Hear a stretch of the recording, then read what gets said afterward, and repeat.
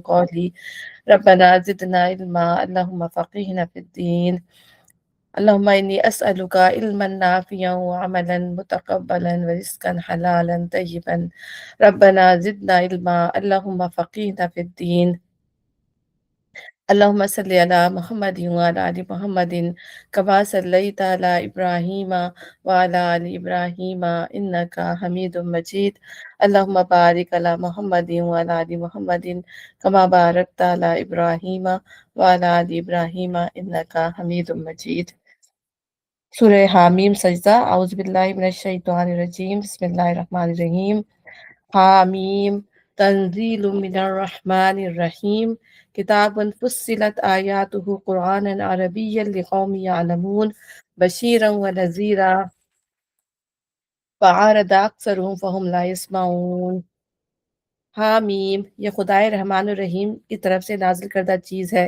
ایک ایسی کتاب جس کی آیات خوب کھول کر بیان کی گئی ہیں۔ عربی زبان کا قرآن ان لوگوں کے لیے جو علم رکھتے ہیں، بشارت دینے والا اور ڈرا دینے والا، مگر ان لوگوں میں سے اکثر نے اس سے روکردانی کی اور وہ سن کر نہیں دیتے۔ کہتے ہیں جس چیز کی طرف تو ہمیں بلا رہا ہے اس کے لیے ہمارے دلوں پر غلاف چڑھے ہوئے ہیں، ہمارے کان بہرے ہو گئے ہیں اور ہمارے اور تیرے درمیان ایک حجاب حائل ہو گیا ہے، تو اپنا کام کر، ہم اپنا کام کیے جائیں گے۔ اے نبی صلی اللہ علیہ وسلم ان سے کہو میں تو ایک بشر ہوں تم جیسا، مجھے وحی کے ذریعے سے بتایا جاتا ہے کہ تمہارا خدا تو بس ایک خدا ہے، لہذا تم سیدھے اسی کا رخ اختیار کرو اور اسی سے معافی چاہو۔ تباہی ہے ان مشرکوں کے لیے جو زکوٰۃ نہیں دیتے اور آخرت کے منکر ہیں۔ تو میں پہلے بھی آپ کو بتا چکی ہوں کہ عرب کے اندر جو تھا یہ زکوٰۃ اور نماز جو تھی کوئی غیر معروف چیز نہیں تھی، ٹھیک ہے نا، جس طرح حج کوئی غیر معروف چیز نہیں تھا، عمرہ کوئی لیکن ظاہر انہوں نے بدعات اس میں شامل کر دی تھی۔ اور یہ بھی میں نے بتایا تھا کہ جو ہے زکوٰۃ وہ کس طرح دیتے تھے، اپنے بتوں کے نام پہ جو ہے وہ اچھی اچھی چیزیں نکالتے تھے اور اللہ کے نام پر جو ہے سب سے خراب چیزیں، اور جو بتوں کے لیے نکالتے تھے وہ اس میں کمی نہیں ہونے دیتے تھے، لیکن اللہ کے جو کے لیے جو نکالتے تھے اس میں کوئی بھی کمی ہو جائے، کوئی بھی خرابی ہو جائے، اس کی وہ پرواہ نہیں کرتے تھے۔ تو اللہ تعالیٰ یہی کہہ رہے ہیں کہ تباہی ان مشرکوں کے لیے جو زکوٰۃ نہیں دیتے اور آخرت کے منکر ہیں، رہے وہ لوگ جنہوں نے مال لیا اور نیک اعمال کیے، ان کے لیے یقیناً ایسا اجر ہے جس کا سلسلہ کبھی ٹوٹنے والا نہیں۔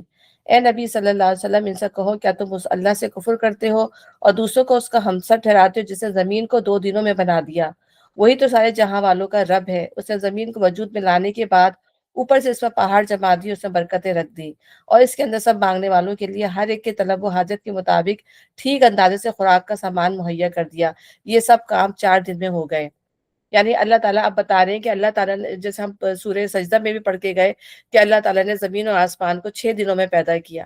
اب اللہ بتا رہا ہے کہ ان 6 دنوں میں کیا ترتیب تھی، کس ترتیب سے اللہ تعالیٰ نے زمین اور آسمان کو پیدا کیا۔ ٹھیک ہے، اللہ تعالیٰ نے پہلے زمین کے بارے میں بتا دیا، لیکن اللہ تعالیٰ نے آگے کی آیت میں بتایا کہ یعنی ترتیب اللہ تعالیٰ نے ادھر کر دی ہے۔ تو جیسے اب اگر میں کہوں، اللہ تعالیٰ نے کہا آگے کہ اس نے آسمان اور زمین سے کہا وجود میں آ جاؤ، خواہ تم چاہو یا نہ چاہو، دونوں نے کہا ہم آگے فرما برداروں کی طرح۔ تو اللہ تعالیٰ نے یہ آیت بعد میں دی ہے، پہلے اللہ تعالیٰ نے زمین کا تذکرہ کر دیا، ٹھیک ہے نا۔ تو میں نے آپ کو پہلے بھی بتایا کہ اللہ تعالیٰ نے جو ہے زمین کو بہت ہی بہترین طریقے سے جو ہے انسانوں کے لیے سجا دیا، اس میں ہر طرح کی جاندار اور ہماری ضرورت کے لحاظ سے جو چیز بھی تھی اللہ تعالیٰ نے، نباتات، جاندار، مخلوقات، سب چیزیں اللہ تعالیٰ نے جو ہے اس میں رکھ دیے، پہاڑ رکھ دیے اس میں اللہ تعالیٰ نے، تاکہ وہ ڈھلک نہ جائے۔ تو یہ تب 2 دن، اور وہ 2 دن جو ایک تو 2 دن بنانے میں لگے اور 2 دن جو ہے اس کے سیٹ اپ میں لگے، سمجھ لیں اس زمین کو پہاڑ جما دیے، اس میں ہر طرح کی مخلوقات اس کے اندر اگا دی، تو یہ 4 دن اس کے اندر لگ گئے۔ پھر اللہ تعالیٰ کہہ رہا ہے کہ وہ آسمان کی طرف متوجہ ہوا جو اس وقت محض دھواں تھا، اور اس نے آسمان اور زمین سے کہا وجود میں آ جاؤ، خواہ تم چاہو یا نہ چاہو، تو دونوں نے کہا ہم آ گئے فرما برداروں کی طرح۔ تو پہلے یہ مطلب یہ عربی کا کوئی اسلوب ہوگا جو میں پڑھ رہی تھی کہ اللہ تعالیٰ نے بعد میں اس کو بیان کیا، حالانکہ پہلے بھی بیان کر سکتا تھا اللہ تعالیٰ، ٹھیک ہے نا، لیکن زمین کی امپورٹنس بتانے کے لیے کہ ہم انسانوں کے لیے زمین کتنی زیادہ امپورٹنس ہے، تو اللہ تعالیٰ نے پہلے زمین کا ذکر کر دیا۔ تب اس نے 2 دن کے اندر 7 آسمان بنا دیے اور ہر آسمان میں اس کا قانون وحی کر دیا، اور آسمان دنیا کو ہم نے چراغوں سے آراستہ کیا۔ ابھی ہم دیکھتے ہیں کہ اللہ تعالیٰ جو ہے کتنا بڑا مدبر ہے، مالک ہے، خالق ہے، مدبر ہے۔ تو اللہ تعالیٰ نے جو ہے یہ کائنات جو ہے وہ ایسی نہیں کر دی کہ بس بن گئی، اللہ تعالیٰ نے کن کہا، پھر فیکون ہوا، لیکن اس کے بعد بھی جو ہے وہ 6 دنوں میں بنی ہے۔ 6 دن اللہ کے یہاں کے دن اور ہمارے یہاں کے دن جو ہے بالکل ڈفرینٹ ہے۔ تو وہ 6 ادوار میں اور پتہ نہیں کتنے ملین ٹریلین سال اس کو لگے ہوں بننے میں، ہمیں نہیں پتا، ٹھیک ہے نا۔ اور اللہ تعالیٰ نے اس کو ایک ترتیب سے بنایا، اپنی پلاننگ کے تحت اللہ تعالیٰ نے جو ہے اس کو بنایا۔ اچھا، اب یہ کہ اب اللہ تعالیٰ کا طرز تخلیق دیکھیے، کائنات کا مادہ دھوئیں کی شکل میں پھیلا ہوا تھا۔ اللہ نے چاہا کہ اسے وہ شکل دے جو اب کائنات کی ہے۔ اس غرض کے لیے اسے کسی انسان کاریگر کی طرح بیٹھ کر زمین اور چاند اور سورج اور دوسرے تارے اور سیارے جو ہے گھڑنے نہیں پڑے، بلکہ اس نے کائنات کے اس نقشے کو جو اس کے ذہن میں تھا بس یہ حکم دے دیا کہ وہ وجود میں آ جائے، یعنی دھوئیں کی طرح پھیلا ہوا مواد ان کہکشاؤں، تاروں اور سیاروں کی شکل میں ڈھل جائے جنہیں وہ پیدا کرنا چاہتا تھا۔ اس مواد میں یہ طاقت نہ تھی کہ وہ اللہ کے حکم کی مزاحمت کرتا۔ اللہ کو اسے کائنات کی صورت میں ڈھالنے کے لیے کوئی محنت اور کوشش نہیں کرنی پڑی۔ ادھر حکم ہوا، ادھر وہ مواد سکڑ اور سمٹ کر فرمانبرداروں کی طرح اپنے مالک کے نقشے پر ڈھلتا چلا گیا، ٹھیک ہے نا۔ یہاں ہی ہے، اور ہر آسمان میں اس کا قانون وہی کر دیا، اور آسمان دنیا کو ہم نے چراغوں سے آراستہ کیا، اسے خوب محفوظ کر دیا۔ یہ سب کچھ ایک زبردست علیم ہستی کا منصوبہ ہے۔ اب اگر یہ لوگ منہ موڑتے ہیں تو ان سے کہہ دو کہ میں تم کو اسی طرح ایک اچانک ٹوٹ پڑنے والے عذاب سے ڈراتا ہوں جیسا عاد اور ثمود پر نازل ہوا تھا، جب خدا کے رسول ان کے پاس آئے، آگے اور پیچھے ہر طرف سے آئے، اور انہیں سمجھایا کہ اللہ کے سوا کسی کی بندگی نہ کرو، تو انہوں نے کہا ہمارا رب چاہتا تو فرشتے پیدا کرتا، فرشتہ بھیجتا، لہٰذا ہم اس بات کو نہیں مانتے جس کے لیے تم بھیجے گئے ہو۔ عاد کا حال یہ تھا کہ وہ زمین میں کسی حق کے بغیر بڑے بن بیٹھے تھے اور کہنے لگے کون ہے ہم سے زیادہ زور آور؟ ان کو یہ نہ سوچا کہ جس خدا نے ان کو پیدا کیا ہے وہ ان سے زیادہ زور آور ہے۔ وہ ہماری آیات کا انکار ہی کرتے رہے، آخرکار ہم نے چند منحوس دنوں میں سخت طوفانی ہوا ان پر بھیج دی۔ منحوس دنوں کا مطلب یہ نہیں ہے کہ وہ دن بجائے خود منحوس تھے، اور عذاب اس لیے آیا کہ یہ منحوس دن قوم عاد پر آ گئے تھے۔ یہ مطلب اگر ہوتا اور بجائے خود ان دنوں ہی میں کوئی نحوست ہوتی تو عذاب دور و نزدیک کی ساری قوموں پر آ جاتا۔ اس لیے صحیح مطلب یہ کہ ان ایام میں چونکہ اس قوم پر خدا کا عذاب نازل ہوا، اس بنا پر وہ دن قوم عاد کے لیے منحوس تھے، ٹھیک ہے نا۔ قرآن مجید میں دوسرے مقامات پہ اس عذاب کی جو تفصیل آئی ہے وہ یہ ہے کہ یہ ہوا مسلسل 7 رات اور 8 دن تک چلتی رہی۔ اس کے زور سے لوگ اس طرح گر گر کر مر گئے اور مر مر کر گر پڑے جیسے کھجور کے کھوکھلے تنے گر پڑے ہوں، ٹھیک ہے نا۔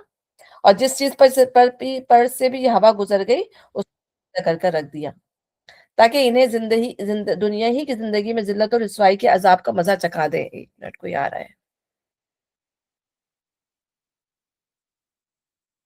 اور آخرت کا عذاب تو اس سے بھی زیادہ رسوا کن ہے، وہاں کوئی ان کی مدد کرنے والا نہ ہوگا۔ رہے سمود تو ان کے سامنے ہم نے راہ راست پیش کی، مگر انہوں نے راستہ دیکھنے کے بجائے اندھا رہنا پسند کیا۔ آخرکار ان کے کرتوتوں کی بدولت ذلت کا عذاب ان پر ٹوٹ پڑا، اور ہم نے ان لوگوں کو بچا لیا جو ایمان لائے تھے اور گمراہی اور بدعملی سے پرہیز کرتے تھے۔ اور ذرا اس وقت کا خیال کرو جب اللہ کے دشمن دوزخ کی طرف جانے کے لیے گھیر لائے جائیں گے، ان کے اگلوں کو پچھلوں کے آنے تک روک رکھا جائے گا۔ پھر جب سب وہاں پہنچ جائیں گے تو ان کے کان اور ان کی آنکھیں اور ان کے جسم کی کھالیں ان پر گواہی دیں گی کہ وہ دنیا میں کیا کچھ کرتے رہے۔ وہ اپنے جسم کی کھالوں سے کہیں گے تم نے ہمارے خلاف کیوں گواہی دی؟ وہ جواب دیں گے ہمیں اس خدا نے گویائی دی جس نے ہر چیز کو گویا کر دیا۔ یعنی کیا ہوگا کہ جب وہ خود انکار کریں گے، جب ان سے کہا جائے گا کہ سچ سچ بولو، تو ہر بات پر جو ہے وہ جھوٹ بولیں گے۔ جس طرح ان کو دنیا میں جھوٹ بولنے کی عادت تھی، اس طرح جو ہے وہ آخرت میں بھی جھوٹ بولیں گے، تو اللہ تعالیٰ پھر ان کی زبان کو جو ہے وہ بند کر دے گا، اور پھر ان کے اعضا جو ہے وہ ہر بات کی گواہی دیں گے۔ تو وہ یعنی اس کے اگینسٹ بولیں گے، تو وہ کہے گا کہ تم آج میرے خلاف کیوں گواہی دے رہے ہو؟ تو وہ کہیں گے کہ ہمیں اسی اللہ نے گویائی دے دی جس نے ہر چیز کو گویا کر دیا، اسی نے تم کو پہلی مرتبہ پیدا کیا تھا، اب اسی کی طرف تم واپس لائے جا رہے ہو۔ تم دنیا میں جرائم کرتے وقت تو جب چھپتے تھے تو تمہیں یہ خیال نہ تھا کہ کبھی تمہارے اپنے کان اور تمہاری آنکھ حالت تم پر گواہی دیں گی، بلکہ تم نے تو یہ سمجھا تھا۔ 1 منٹ کوئی آ رہا ہے، ایک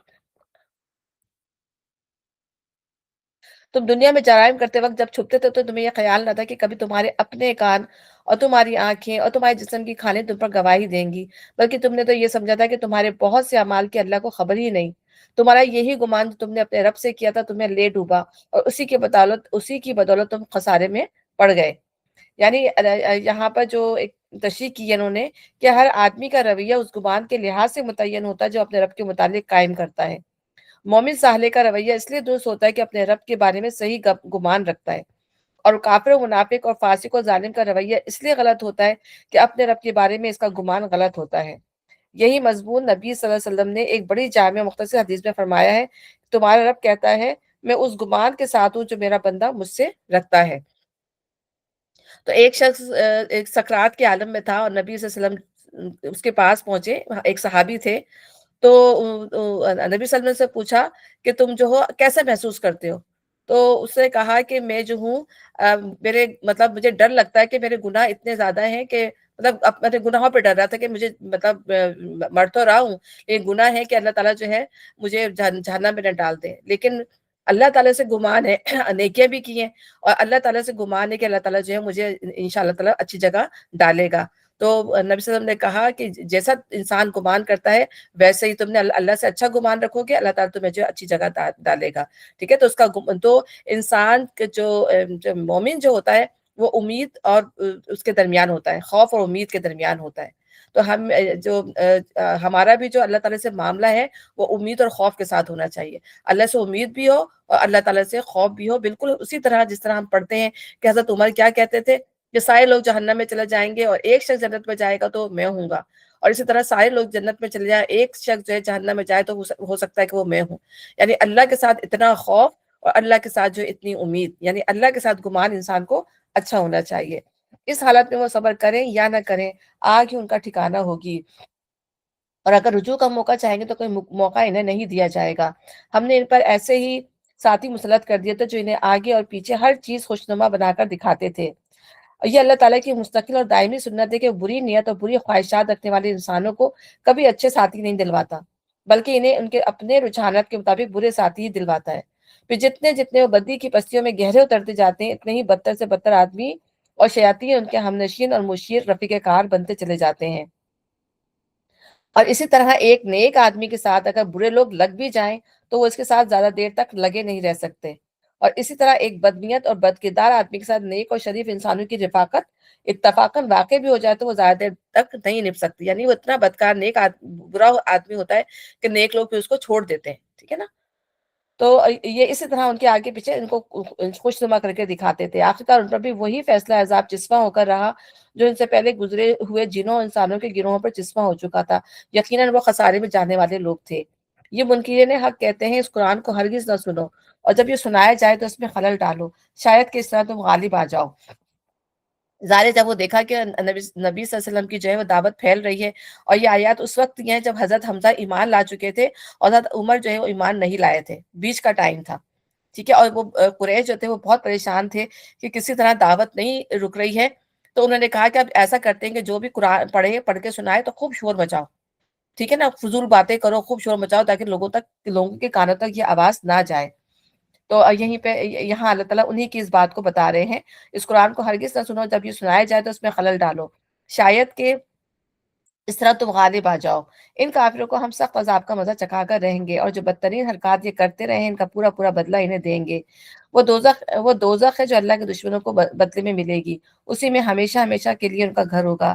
یہ ہے سزا اس جرم کی کہ وہ ہماری آیات کا انکار کرتے رہے۔ وہاں یہ کافر کہیں گے ہمارے رب ذرا ہمیں دکھا دے ان چینوں انسانوں کو جنہوں نے ہمیں گمراہ کیا تھا، ہم انہیں پاؤں تلے رون ڈالیں گے تاکہ وہ خوب ذل و خوار ہوں۔ جن لوگوں نے کہا اللہ ہمارا رب ہے اور وہ اس پر ثابت قدم رہے، یقیناً ان پر فرشتے نازل ہوتے ہیں اور ان سے کہتے ہیں کہ نہ ڈرو نہ غم کرو اور خوش ہو جاؤ جنت کی بشارت سے جس کا تم سے جو ہے وہ وعدہ کیا گیا ہے۔ تو اب یہاں پہ جو ہے نیک لوگوں کی بات بتائی جا رہی ہے جو زندگی میں جو ہے ان کی جتنی بھی مشکلات آئی، صحابہ کرام، یہاں تو ظاہر اللہ تعالیٰ یہاں صحابہ کرام کو ہی کنسیڈر کرتے ہیں قرآن کے اندر، اور اس کے علاوہ بھی وہ تمام لوگ جب ان کے اوپر جو مشکل آئی تو فرشتے ان سے مخاطب ہو رہے ہیں، فرشتے جو ہے ان کے ساتھ دیتے ہیں، ٹھیک ہے نا؟ کہ اللہ کہ آپ یہ دیکھیں کہ ان کے دل میں جو تھا، جب فرشتے اترتے ہیں تو دل کے اندر جو ہے سکینت نازل ہوتی ہے۔ جب بندہ قرآن پڑھ رہا ہوتا ہے، ہم کہتے ہیں نا کہ ہم جب بھی قرآن پڑھ رہے ہوتے ہیں تو فرشتے آتے ہیں اور فرشتے جو اپنے پر پھیلا دیتے ہیں اس جگہ پہ جہاں پہ قرآن پڑھا جا رہا ہوتا ہے۔ اور پھر اسی طرح جو ہے مسلمان جو تھے وہ جنگوں کے اندر تھے، مشکلات آ رہی تھی، اس پر بھی جو ہے فرشتے اترتے تھے، ان کے دلوں میں جو ہے جو خوف اور ڈر ہوتا تھا اس کو نکال دیا کرتے تھے، ان کے دلوں کے اندر جو تھی وہ سکینت طاری ہو جاتی تھی۔ تو یہاں پہ یہی بات کی جا رہی ہے کہ انسان جو ہے کبھی کبھی یہ سوچتا ہے کہ میں اکیلا ہوں، کوئی بھی میرے ساتھ نہیں ہے، تو یہاں اللہ تعالیٰ ان کو جو ہے کمفرٹ کر رہے ہیں کہ جو نیک انسان ہوتا ہے، جو اللہ کے راستے پہ چلنے والا ہوتا ہے، اس کو کبھی بھی اپنے آپ کو جو ہے اکیلا نہیں سمجھنا ہوتا. اللہ تو اس کے ساتھ ساتھ ہے ہی، لیکن اللہ کے فرشتے بھی جو ہے اس کے آگے پیچھے ہوتے ہیں.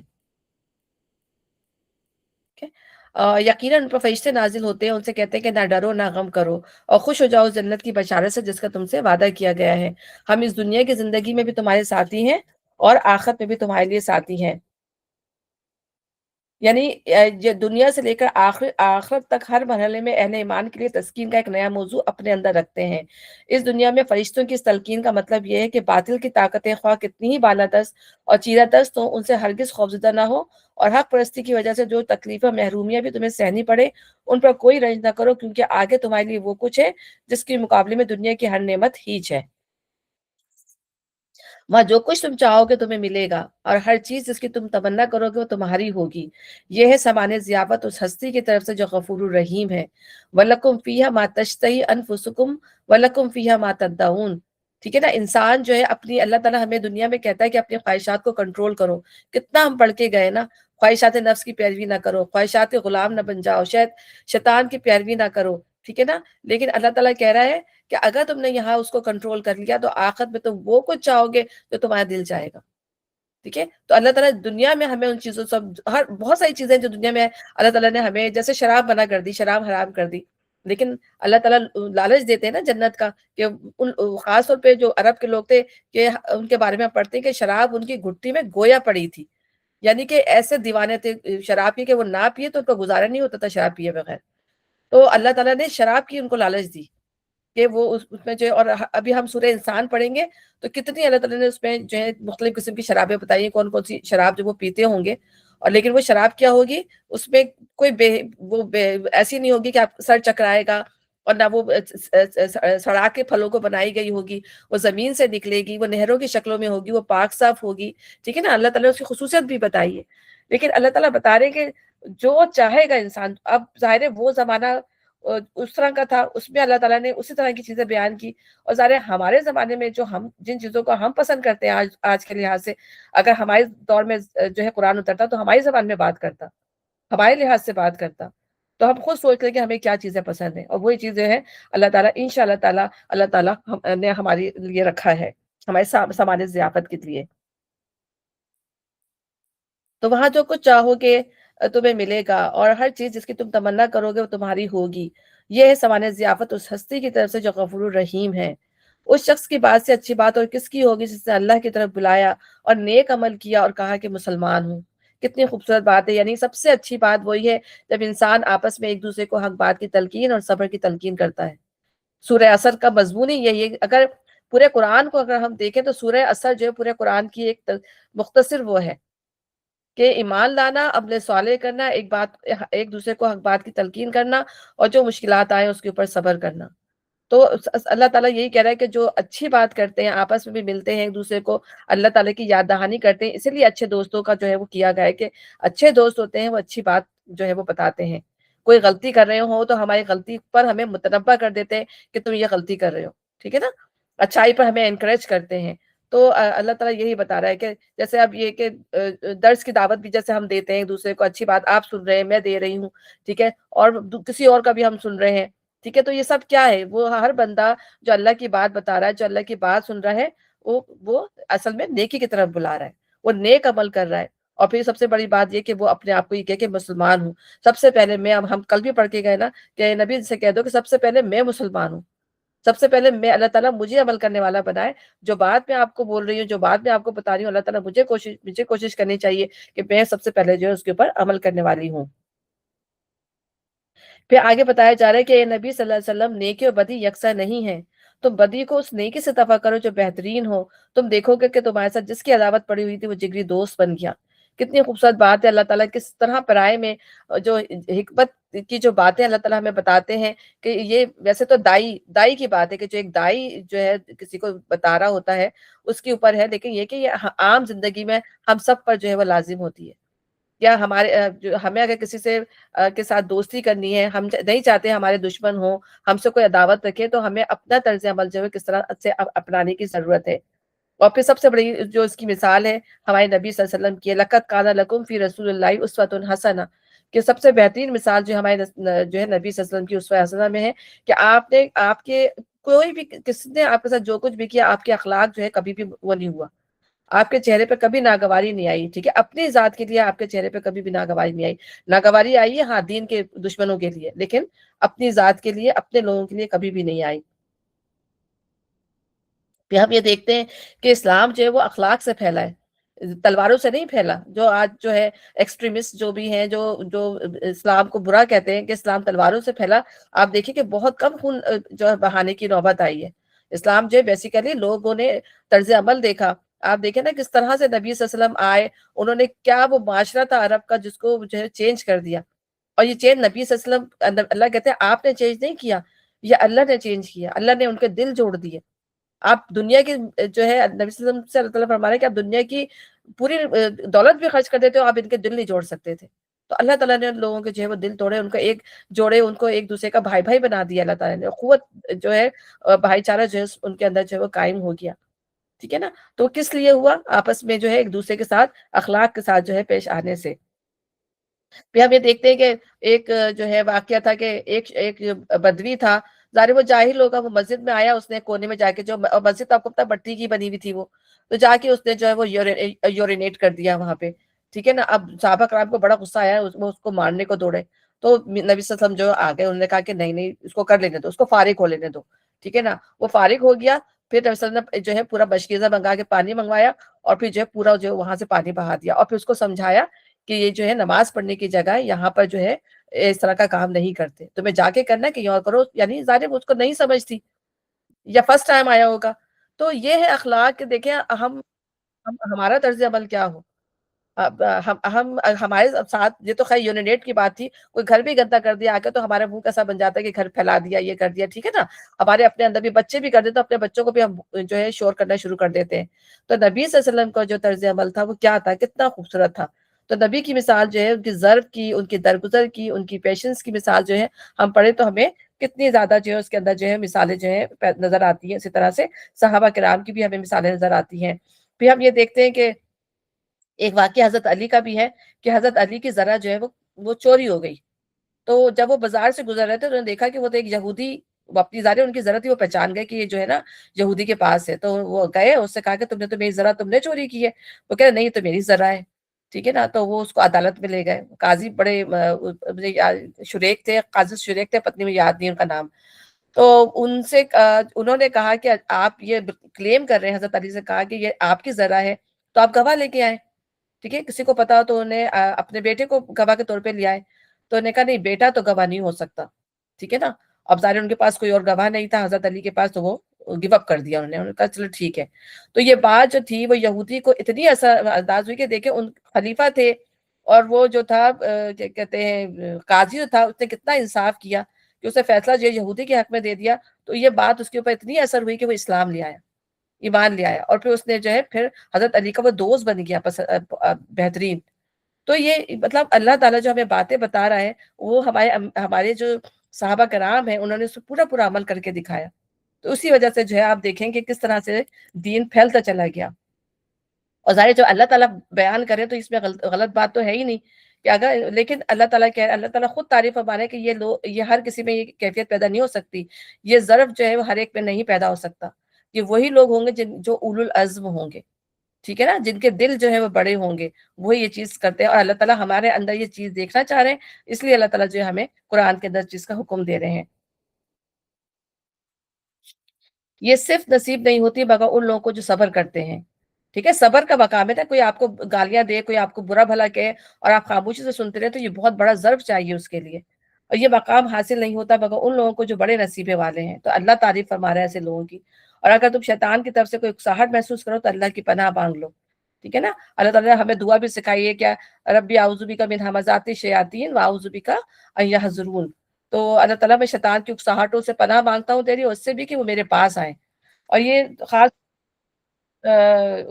اس لحاظ سے بھی ہے کہ جنگوں کے اندر یہ کیفیات ہوتی تھی کہ جنگیں ہو رہی ہیں، اور قریش نے جو تھا بہت مسلمانوں کو جو ہے پریشان کیا ہوا تھا، ان کو بار بار غصہ آتا تھا، لیکن اللہ تعالیٰ مکے میں خاص طور پہ اللہ تعالیٰ نے مسلمانوں کو بالکل منع کیا ہوا تھا، نبی صلی اللہ علیہ وسلم نے بالکل منع کیا ہوا تھا کہ آپ جو ہے کافروں کو، مشرکوں کو کچھ نہیں کہیں گے، ان کے اوپر ہاتھ نہیں اٹھائیں گے.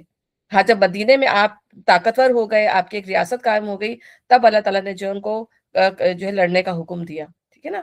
تو کتنی مشکل ہوتی ہوگی جب وہ ان کے ساتھ نہیں لڑ سکتے ہوں گے، ان کو کچھ نہیں کہہ سکتے ہوں گے، تو کتنا مشکل ہوگا. تو یہاں پر اللہ تعالیٰ ان کو کمفرٹ کر رہے ہیں. وہ سب کو سنتا اور جانتا ہے. بے شک اللہ کی نشانیوں میں سے ہی ہے رات اور دن اور سورج اور چاند. سورج اور چاند کو سجدہ نہ کرو بلکہ اس اللہ کو سجدہ کرو جس نے انہیں پیدا کیا ہے، اگر فی الواقع تم اسی کی عبادت کرنے والے ہو. بے شک. لیکن اگر یہ لوگ غرور میں آ کر اپنی بات پہ اڑے ہیں تو پرواہ نہیں. جو فرشتے تھے رب کے مقرب ہیں، وہ شب و روز اس کی تسبیح کر رہے ہیں اور کبھی نہیں تھکتے. اور اللہ کی نشانی میں سے ایک یہ ہے کہ تم دیکھتے ہو زمین سونی پڑی ہوئی ہے، پھر جو ہی کہ ہم نے اس پر پانی برسایا یکیاں وہ پھبک اٹھتی ہے اور پھول جاتی ہے. یقیناً جو خدا اس مری ہوئی زمین کو جلا اٹھاتا ہے وہ مردوں کو بھی زندگی بخشنے والا ہے. یقیناً وہ ہر چیز پر قدرت رکھتا ہے. بے شک جو لوگ ہماری آیات کو الٹے معنی پھیلاتے ہیں، یعنی الٹے معنی پھیلانے کا مطلب کیا ہے؟ انحراف، سیدھی راہ سے ٹیڑھی راہ کی طرف مڑ جانا، کچ روی اختیار کرنا. ٹھیک ہے نا. آدمی سیدھی بات میں سے ٹیڑھ نکالنے کی کوشش کرے. آیات الہی کا ایک صحیح اور صاف مطلب تو نہ لے، باقی ہر طرح کے غلط معنی ان کو پہنا کر خود بھی گمراہ ہو اور دوسروں کو بھی گمراہ کرتے رہے. ٹھیک ہے نا. لوگ بہت سارے ایسے بھی لوگ ہیں جو قرآن کے اندر تو چینجز نہیں لا سکے، لیکن کیا ہوا، انہوں نے اس کی انٹرپریٹیشنز غلط کر دی. ٹھیک ہے. تو یہ جب یہ چیزیں ان کو سمجھ میں آئیں گی جو قرآن کو پڑھتے ہوں گے، قرآن کو سمجھتے ہوں گے، قرآن کی عربی کو سمجھتے ہوں گے، تو وہ دیکھیں گے کہ، اور بہت لوگ جو ہے اس کو بتاتے بھی ہیں کہ بھئی ان لوگوں کا ترجمہ نہ پڑھو یا ان لوگوں کی طرف نہ جاؤ. بعض قادیانی کے بارے میں بھی آتا ہے کہ انہوں نے بھی جو ہے قرآن کو کر کے جو ہے نا مسلمانوں کے نام سے انہوں نے چھاپ دیے تاکہ لوگ اس کو پڑھیں اور اس میں انٹرپریٹیشن ڈفرنٹ ڈال دی ہے. تو یہ اب ہمارا کام ہے کہ ہم کس طریقے سے اپنے آپ کو اویئر رکھتے ہیں چیزوں سے. ٹھیک ہے نا. اور اگر کہیں ہمیں لگے کوئی چیز اس میں ایسی نظر آ رہی ہے تو ہم اس کے اوپر جو ہے وہ تدبر کریں اور دوسری کتابوں سے اس کو دیکھیں تاکہ ہم غلط اس میں نہ پڑ جائیں، غلطی میں نہ پڑ جائیں. وہ ہم سے کچھ چھپے ہوئے نہیں ہے. خود ہی سوچ لو کہ آیا وہ شخص بہتر ہے جو آگ میں جھونکا جانے والا ہے، یا وہ جو قیامت کے روز امن کی حالت میں حاضر ہوگا. کرتے رہو جو کچھ تم چاہو، تمہاری ساری حرکتوں کو اللہ دیکھ رہا ہے. یہ وہ لوگ ہیں جن کے سامنے کلام نصیحت آیا تو انہوں نے اسے ماننے سے انکار کر دیا، مگر حقیقت یہ ہے کہ ایک زبردست کتاب ہے. اچھا، جو اب وسیلے والی آیت جو ہوتی ہے نا، جو اللہ کے جو نیک بندے ہیں وہ تو خود اللہ سے وسیلہ تلاش کرتے ہیں. ٹھیک ہے نا. تو اس کے اوپر انہوں نے کہا کہ جو بعض لوگوں نے اس کا ترجمہ کیا کہ وسیلہ وہ لوگ ہیں لیکن اپنے پیر بزرگ کا وسیلہ تلاش کرتے ہیں. حالانکہ وسیلہ کیا ہے؟ نیک کام کر کے جو ہے اللہ کا قرب حاصل کرنا. وسیلہ یہ ہوتا ہے کہ اللہ کے لیے وسیلے تلاش کرو. تو لوگوں نے جو اس کا مطلب کیا لیا کہ بھئی کوئی جیسے کسی پیر کو مان لو، کسی بزرگ کو مان لو، وہ وسیلہ بیچ میں آئے گا تو وہ دعا قبول کرے گا، وہ اللہ تک پہنچائے گا. تو اس طرح سے بات کو غلط سمجھ کے اس کو غلط چیزوں کے اندر شامل کر دینا، غلط شامل کر دینا. تو باطل نہ سامنے سے اس پر آ سکتا ہے نہ پیچھے سے. یہ ایک حکیم و حمید کی نازل کردہ چیز ہے. یعنی سامنے سے نہ آ سکنے کا مطلب یہ کہ قرآن پر براہ راست حملہ کر کے اگر کوئی شخص اسی کسی بات کو غلط اور کسی تعلیم کو باطل اور فاسد ثابت کرنا چاہے تو اس میں کامیاب نہیں ہو سکتا. اور پیچھے سے نہ آ سکنے کا مطلب یہ کہ کبھی کوئی حقیقت اور صداقت ایسی منکشف نہیں ہو سکتی جو قرآن کے پیش کردہ حقائق کے خلاف ہو. کوئی علم ایسا نہیں آ سکتا جو فی الواقع علم ہو اور قرآن کی بیان کردہ علم کی تردید کرتا ہوں. ٹھیک ہے نا. تو کوئی بھی آج تک کوئی ایسا نہیں بندہ جو ہے وہ ویسی بات لا سکا، کوئی ایسی دلیل لا سکا جو قرآن کو جو ہے غلط ثابت کر سکے. ٹھیک ہے نا. تو اللہ تعالیٰ یہی کہہ رہا ہے کہ نہ سے باطل سامنے سے آ سکتا نہ پیچھے سے. یہ ایک حکیم و حمید کی نازل کردہ چیز ہے. اے نبی، تم سے جو کچھ کہا جا رہا ہے اس میں کوئی چیز بھی ایسی نہیں جو تم سے پہلے گزرے ہوئے رسولوں سے نہ کہی جا سکی ہو. بے شک تمہارا رب بڑا درگزر کرنے والا، اس کے ساتھ بڑی دردناک سزا دینے والا بھی ہے. اگر اگر ہم اس کو عجمی قرآن بنا کر بھیجتے تو یہ لوگ کہتے کیوں نہ اس کی آیات کھول کر بیان کی گئیں. کیا عجیب بات ہے کہ کلام عجمی ہے اور مخاطب عربی. ان سے کہو یہ قرآن ایمان لانے والوں کے لیے تو ہدایت اور شفا ہے، مگر جو لوگ ایمان نہیں لاتے ان کے لیے کانوں کی ڈانٹ اور آنکھوں کی پٹی ہے. ان کا حال تو ایسا ہے جسے ان کو دور سے پکارا جا رہا ہو. کل بھی ہم پڑھ کے گئے نا کہ قرآن ان کے دلوں میں سلاخ کی مانند گزرتا ہے. اس سے پہلے ہم نے موسیٰ کو کتاب دی تھی اور اس کے معاملے میں بھی یہی اختلاف ہوا تھا. اگر تیرے رب نے پہلے ہی ایک بات طے نہ کر دی ہوتی تو ان اختلاف کرنے والوں کے درمیان فیصلہ چکا دیا جاتا. اور حقیقت یہ کہ لوگ اس کی طرف سے سخت اضطراب انگیز شک میں پڑے ہوئے ہیں. جو کوئی نیک عمل کرے گا اپنے لیے اچھا کرے گا، جو بدی کرے گا اس کا وبال اسی پر ہوگا. اور تیرا رب اپنے بندوں کے حق میں ظالم نہیں ہے. بے شک اس ساتھ کا علم اللہ ہی کی طرف راجع ہوتا ہے، یعنی قیامت کا دن. وہی ان سارے پھلوں کو جانتا ہے جو اپنے شگوفوں میں سے نکلتے ہیں، اسی کو معلوم ہے کون سی مادہ حاملہ ہوئی اور کس نے بچہ جنا۔ پھر جس روز وہ ان لوگوں کو پکارے گا، کہاں ہے میرے وہ شریک، یہ کہیں گے ہم عرض کر چکے ہیں، آج ہم میں سے کوئی اس کی گواہی دینے والا نہیں۔ اس وقت وہ سارے معبود ان سے گم ہو جائیں گے جنہیں یہ سے پہلے پکارتے تھے، اور یہ لوگ سمجھ لیں گے کہ ان کے لیے اب کوئی جائے پناہ نہیں۔ انسان کبھی بھلائی کی دعا مانگتے نہیں تھکتا، اور جب کوئی آفت اس پر آ جاتی ہے تو مایوس اور دل شکستہ ہو جاتا ہے، مگر جو ہی کے سخت وقت گزر جانے کے بعد ہم اسے اپنی رحمت کا مزہ چکاتے ہیں تو یہ کہتا ہے کہ میں اسی کا مستحق ہوں، اور میں نہیں سمجھتا کہ قیامت کبھی آئے گی، لیکن اگر واقعی میں اپنے رب کی طرف پلٹایا گیا تو وہاں بھی مزے کروں گا۔ کہاں پڑھا تھا ہم نے یہ ہم نے سورہ کہف میں پڑھا تھا، باغ والے واقعے کے اندر، کہ جب اس کا ہمسایہ اس کو سمجھاتا ہے کہ پھول نہ جا اور اللہ کا نام لے، اللہ کا شکر ادا کر جس نے تجھے اس نعمت سے نوازا ہے، تو اس نے کہا کہ مجھے ابھی بھی نوازا، کہ قیامت اگر آئی یا آخرت قائم ہوئی تو دنیا میں بھی اس نے مجھے اچھا دیا، وہ مجھے وہاں بھی اچھا دے گا، ٹھیک ہے نا۔ اور پھر کیا ہوا کہ جب ساری چیزیں تباہ ہو گئی تو ہاتھ بلتا رہ گیا، ٹھیک ہے نا، کہتا ہائے میری افسوس اس تقصیر پہ جو میں نے اللہ کے ساتھ شرک کر کے کی۔ حالانکہ کفر کرنے والوں کو لازماً ہم بتا کر رہیں گے کہ وہ کیا کر کے آئے ہیں، اور انہیں ہم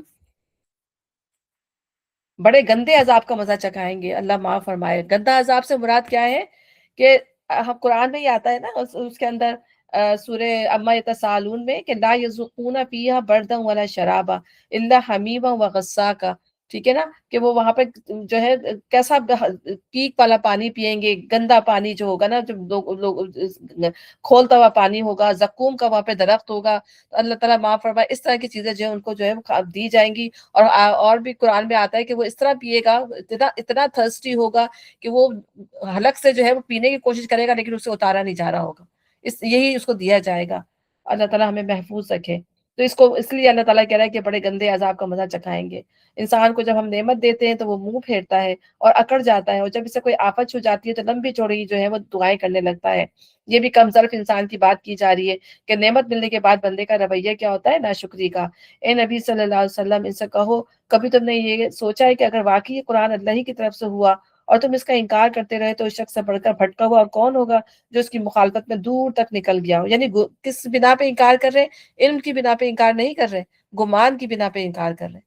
اور گمان جو ہے صحیح بھی ہو سکتا ہے، گمان غلط بھی ہو سکتا ہے، ٹھیک ہے نا۔ اور پھر ان کا جب یہ گمان غلط نکلے گا تو پھر ان کو پتہ چلے گا کہ ہم کیا کرتے رہے۔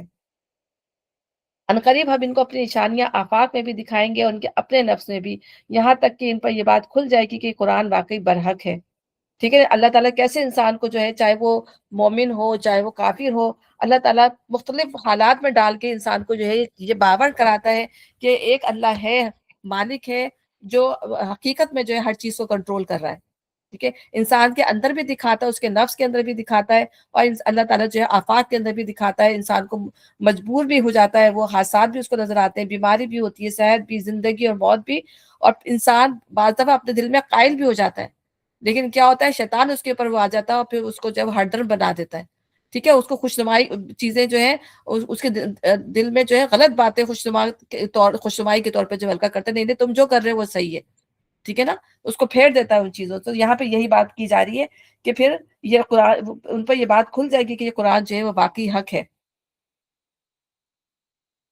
کیا یہ بات اچھا، ظاہر ہے کہ اسے کلام الہی ماننے سے تمہارا انکار علم کی بنا بنے، یہ میں پڑھ کے جا چکی ہوں شاید، ٹھیک ہے۔ کیا یہ بات کافی نہیں کہ تیرا رب ہر چیز کا شاہد ہے؟ آگاہ رہو کہ یہ لوگ اپنے رب کی ملاقات میں شک رکھتے ہیں، سن رکھو وہ ہر چیز پر جو ہے محیط ہے۔ دیکھیں اب جب بات کھل جاتی ہے اس کے اوپر میں دیکھ رہی ہوں کہ ان پہ یہ بات کھل جائے گی کہ قرآن واقعی حق ہے، تو بعض دفعہ جو ہے ہم روزانہ ایک چیز دیکھتے ہیں، ٹھیک ہے نا، گزرتے ہیں اس چیز سے دیکھتے رہتے ہیں، لیکن بعض دفعہ ہمیں بہت عرصے میں جا کے وہ چیز کلک کرتی ہے، میں تو بہت دن سے یہ چیز دیکھ رہی تھی، بہت دن سے یہ چیز پڑھ رہی تھی، لیکن میرے دماغ میں جا کے جو ہے اب یہ کلک ہوئی ہے، ٹھیک ہے نا۔ انسان کا دل جو ہے بعد میں جا کے جب اس کو سمجھ میں آتا ہے تو پھر اس کے اوپر اندر جا کے وہ اترتی ہے۔ بعض دفعہ کیا ہوتا ہے کہ جب انسان کسی آزمائش سے گزرتا ہے، ٹھیک ہے نا، اللہ تعالیٰ بعض دفعہ انسانوں کسی آزمائش سے گزرتا ہے اور جب وہ اس میں سے نکل آتا ہے تب اس کو سمجھ آتی ہے کہ ہاں یہ چیز جو تھی اس طرح تھی، پہلے اس کو سمجھ نہیں آ رہی ہوتی، جیسے وہ باغ والا کا واقعہ ہے، تو وہ اکڑا ہوا تھا، ٹھیک ہے، پھر اللہ تعالیٰ نے کیسے اس کو سبق سکھایا کہ جب اس پہ آفت پھر گئی تب اس کو جو ہے احساس ہوا کہ ہاں یہ تو میں واقعی غلط کر رہا تھا، تو انسان کو پھر اس بات کا جو ہے احساس ہوتا ہے۔ تو آگاہ رہو، یہ لوگ اپنے رب کی ملاقات میں شک رکھتے ہیں، سن رکھو وہ ہر چیز پر محیط ہے، بے شک۔ سورہ شورہ، بسم اللہ الرحمن الرحیم۔ حامیم عین سین قاف، كذلك يوحي إليك وإلى الذين من قبلك الله العزيز الحكيم۔ حامیم عین سین قاف، اس طرح اللہ غالب حکیم تمہاری طرف اور تم سے پہلے گزرے ہوئے رسولوں کی طرف وحی کرتا رہا ہے۔ آسمانوں اور زمین میں جو کچھ بھی ہے اسی کا ہے، وہ برتر اور عظیم ہے۔ اچھا، یہاں پر اس کو مزید جانے سے پہلے ہم یہ دیکھیں کہ شورا، سورہ شورا کا مقصد، اللہ تعالیٰ نے جو اس کا نام جو شورا دیا ہے، اس کا مطلب یہ کنسلٹیشن، آپس میں ایک دوسرے سے مشورہ کرنا، ٹھیک ہے نا۔ اور ہم یہ دیکھتے ہیں کہ سورہ کا جو مضمون ہے وہ اختلاف اور فرقہ واریت کا علاج، یعنی ہمیں کس طرح سے فرقہ واریت کا جو علاج کرنا ہے، آپس میں شورا بینہم، آپس میں ہمیں جو ہے آپس میں جو ہے کنسلٹیشن کرنی ہے، ٹھیک ہے نا۔ اور جب آپس کی کنسلٹیشن ہوگی، آپس کا مشورہ ہوگا، تو پھر اسی طرح جو ہے اللہ تعالیٰ کی طرف جو ہے وہ صحیح جو ہے وہ دعوت دی جائے گی۔ اور پھر جو ہے اس صورت میں یہ بھی بتایا گیا ہے کہ ڈفرینسز کے باوجود جو ہے کس طرح کام کیا جاتا ہے، ڈفرینسز ہوں گے اور وہ ہوتے ہیں، یہ ایسا نہیں ہو سکتا کہ انسان، ہر اللہ تعالیٰ نے ہر شخص کا جو ہے ڈفرینٹ دماغ دیا ہے، ہر شخص کی سوچنے سمجھنے کی صلاحیت جو ہے وہ ڈفرینٹ ہے، تو اختلافات ہوتے ہیں، لیکن ان اختلاف، اور یہ جو ہے یہ ہیلدی چیز ہے، اختلافات نہیں ہوں گے تو یہ ہیلدی چیز نہیں ہے، اختلافات ہونا چاہیے، لیکن اس کے باوجود کس طرح کام کیا جاتا ہے یہ قرآن ہمیں بتاتا ہے۔ اور ہم یہ بھی دیکھتے ہیں کہ جہاں مل جل کر لوگ رہتے ہیں وہاں اختلاف ہوتا ہے، چاہے وہ دین کا معاملہ ہو، چاہے وہ دنیا کا معاملہ ہو۔ ہم اپنے گھروں میں رہتے ہیں تو ہمارے اندر جو ہے 10 مزاج ہیں، گھر کے اندر 10 لوگ ہیں، تو 10 کا دماغ جو ہے وہ مختلف طریقوں سے کام کر رہا ہے، ٹھیک ہے نا۔ تو اس میں جو ہے جھگڑے بھی ہوتے ہیں، لڑائی بھی ہوتی ہے، ہنسی مذاق بھی ہوتا ہے، سب کچھ ہوتا ہے، لیکن کیا ہوتا ہے کہ اگر انسان جو ہے اس اپنے یعنی کہ اپنے یعنی سمجھ کے اگر ان چیزوں کو لے کے چلے، ایک دوسرے کو برداشت کرنے کی عادت ڈالے، تو یہ چیزیں نہ ہوں۔ لیکن جب اختلاف مخالفت میں بدل جاتا ہے تو یہ دین کو نقصان پہنچاتا ہے، ٹھیک ہے نا۔ ہم یہ دیکھتے ہیں کہ صحابہ کرام کے زمانے میں بھی جو ہے اختلاف ہوتا تھا، تو لوگ جو تھے تدبر کرتے تھے اور اپنی اپنی رائے دیتے تھے، تو آپس میں اختلاف کر جاتے تھے، تو لیکن وہ ایک دوسرے کو برا بھلا نہیں کہتے تھے، ایک دوسرے کے اوپر جو ہے بات نہیں چھاڑتے تھے۔ جیسے آج ہمارے یہاں جو ہے جو فرقہ واریت ہو گئی ہے، اور ایک گروہ جو ہے دوسرے گروہ کو برا بھلا کہتا ہے، ان پہ نام رکھتا ہے، ان کی مسجدوں میں جانے سے انکار کرتا ہے، اور اب جو ہے اس طرح کی چیز نہیں ہونی چاہیے، تو اس سے کیا ہوتا ہے دین کا جو ہے وہ نقصان ہوتا ہے۔ اور پھر یہ کہ ہیلدی سائن ہے، اختلاف جو ہے ایک ہیلدی سائن ہے، ایک صحت مندانہ دماغ کا کو جو ہے یہ بتاتا ہے۔ اور پھر اب یہ دیکھتے ہیں کہ اس کا علاج جو اشورا میں ہے، یعنی کہ کنسلٹیشن کے اندر ہے۔ اور ہم یہ دیکھتے ہیں کہ حضرت ابو بکر کے خلافت میں بہت زیادہ موقعوں پر جو ہے حضرت علی کا حضرت عمر کا ابو بکر رضی اللہ تعالیٰ عنہ سے اختلاف ہوا کئی معاملات کے اوپر، لیکن لیکن انہوں نے اپنی حد کراس نہیں کی، انہیں پتا تھا کہ جو ہے جو اپر ہینڈ جو ہے وہ خلیفہ کا ہی ہے۔ تو ایک معاملہ وہ تھا کہ جس کے اندر وہ چاہتے تھے خالد بن ولید کو جو ہے وہ سپر سلار نہ بنایا جائے، ٹھیک ہے نا۔ تو حضرت عمر بار بار کہتے تھے، اور ابو بکر ان کو اسی ہر دفعہ جو ہے سپر سلار بنا کے بھیجتے تھے، لیکن غلط وہ بھی نہیں کہتے تھے حضرت عمر کہتے تھے کہ سب جو ہے صحابہ کرام ان پر ڈیپینڈ کرنا شروع ہو جائیں گے، ایسا نہ ہو کہ ان کو خدا بنا دے کہ بس جس جنگ میں جو ہے خالد بن ولید جائیں گے وہی جنگ جیتی جائے گی، تو انہیں اللہ پہ بھروسہ نہیں ہوگا، وہ خالد بن ولید پہ بھروسہ کریں گے، تو وہ ان کی سوچ ڈفرینٹ تھی، اور حضرت ابو بکر کی سوچ جو تھی وہ ڈفرینٹ تھی، ٹھیک ہے نا۔ تو اس معاملات میں اس کے علاوہ بھی بہت سارے اختلافات ہوتے تھے، لیکن کبھی بھی یہ نہیں ہوا کہ حضرت عمر نے جو ہے حضرت ابو بکر کر کے آگے کھڑے ہو گئے ہوں، یہ ان سے بدتمیزی کی ہو یا اس طرح کی بات کی ہو۔ تو یہ اپنے اپنے ذہن کی، اپنے اپنے جو تدبر کی بات ہے، انسان جیسے سوچتا ہے، تو اس سے یہ ہوتا ہے کہ دین پھلتا اور پھیلتا ہے۔ ہم نے دیکھا کہ دین پھلا پھولا، ٹھیک ہے نا، اس میں اختلاف آیا، سب کچھ آیا، لیکن دین کے اندر نقصان نہیں ہوا۔ اچھا، جب اختلاف جب نقصان میں بدل جاتا ہے، جب کیا ہوتا ہے کہ ڈسپیوٹ ہو جاتا ہے، اور کب ہوتا ہے؟ جب بندہ جو ہے ایروگینٹ بن جاتا ہے۔ سب سے بڑی بات یہ ہے کہ میں جب میری انسان کی ایگو آ جاتی ہے، انسان کی انا آ جاتی ہے، انسان جو ہے اپنے آپ کو بڑا سمجھنے لگتا ہے، اور پھر وہ دوسروں کی نہیں سنتا، اپنی منمانی کرتا ہے، پھر یہاں پر جو ہے ڈسپیوٹ ہوتا ہے، پھر یہاں پہ اختلافات رونما ہوتے ہیں، اور یہ جو ہے نقصان کا باعث ہوتے ہیں، چاہے وہ دنیا کے نقصانات ہوں، معاشرے کے ہوں، گھر کے اندر کے ہوں، کہیں کے بھی ہوں، پھر وہ جو ہے نقصان کرتے ہیں۔ اور ہم یہ دیکھتے ہیں کہ نبی صلی اللہ علیہ وسلم سے زیادہ مشورے والا کوئی نہیں تھا، حالانکہ ان کے پاس تو وہی آتی تھی اللہ تعالیٰ کی، اس کے باوجود بھی وہ صحابہ کرام سے جو ہے وہ مشورہ لیتے تھے، اور اللہ تعالیٰ ان کو سکھاتا تھا کہ اے نبی ان کو اپنے اپنے ساتھ قابل مشورہ رکھو. ابھی ہم پڑھ کے گئے نا سورہ احد کا جو واقعہ آل عمران کے اندر، کہ ان کے لیے مغفرت کی دعا کرو اور مشورے میں ان کو شامل رکھو. تو اللہ تعالیٰ خود جو ہے دعوت دے رہا ہے. تو یہ ہم سب کو مطلب یہ اللہ تعالیٰ قرآن ہے اور رہتی دنیا تک ہے، تو ہمیں اللہ تعالیٰ اس چیز کا یہ بتا رہے ہیں کہ ہمیں بھی اس طرح سے اپنے معاملات کو، جب ہم مل کر ایک منظم ہو کے کام کر رہے ہوتے ہیں، کسی جماعت کے ساتھ کام کر رہے ہوتے ہیں، کسی آرگنائزیشن کے ساتھ کام کر رہے ہوتے ہیں، تو اس میں مشورہ کریں. تو اس لیے کہ ایک دماغ اتنا اچھا نہیں سوچ سکتا جتنا 10 دماغ جو ہے سوچ سکتے ہیں. تو ہو سکتا ہے کسی ایک کی رائے، ہم یہ دیکھتے ہیں کہ جنگ خندق میں سب لوگوں نے اپنا اپنا مشورہ دیا. حضرت سلمان فارسی نے کیا مشورہ دیا کہ خندق کھود دی جائے یہاں پہ، اور نبی صلی اللہ علیہ وسلم کو ان کا یہ مشورہ کتنا زیادہ پسند آیا، اور اس کی وجہ سے پورے مہینے ان کو یہ جرت نہیں ہو سکی کہ وہ جنگ کے اندر جو ہے انٹر ہو سکتے، یعنی ان کے ایریا میں انٹر ہو سکتے. تو جتنے لوگ ہوتے ہیں اتنے دماغ ہوتے ہیں، اسی لیے اللہ تعالیٰ بھی اس کو انکریج کرتا ہے. تو اس کا مقصد اس سورہ کا میں نے کہا پہلے میں بتا دوں اور پھر انشاءاللہ اس کو کنٹینیو کرتے ہیں. تو اس میں آسمان اور زمین میں جو کچھ بھی ہے اسی کا ہے، وہ برتر اور عظیم ہے. قریب ہے کہ آسمان اوپر سے پھٹ پڑے، فرشتے اپنے رب کے ہم کے ساتھ اس کی تسبیح کر رہے ہیں، اور زمین والوں کے حق میں جو ہے درگزر کی درخواستیں کیے جاتے ہیں. آگے رہو، حقیقت میں اللہ ہی غفور الرحیم ہے. یعنی اللہ ہی ہے جس نے آسمان و زمین کو ٹل جانے سے روکا ہوا ہے. اور کبھی کبھی کیا ہوتا ہے کہ اللہ تعالیٰ اپنی قدرت دکھا بھی دیتے ہیں. جب بہت زیادہ جو ہے فساد اور فتنہ جہاں رونما ہو جاتا ہے، تو اللہ تعالیٰ وہاں دکھا دیتے ہیں. کبھی زلزلے آ جاتے ہیں، کبھی سیلاب آ جاتا ہے، کبھی کچھ آ جاتا ہے، تو ایک ہلکی سے جھلک اللہ تعالیٰ دکھا دیتے ہیں. کبھی کیا ہوتا ہے، کبھی جنگیں ہو جاتی ہیں، پھوٹ پڑ جاتی ہے کسی بھی جگہ پر، اور وہ قومیں جو ہیں وہ آپس میں لڑ پڑتی ہیں. تو اللہ تعالیٰ یہ قرآن میں بیان کرتا ہے کہ ہم کبھی عذاب کا تمہیں ذرا ذرا شائبہ دکھا دیتے ہیں.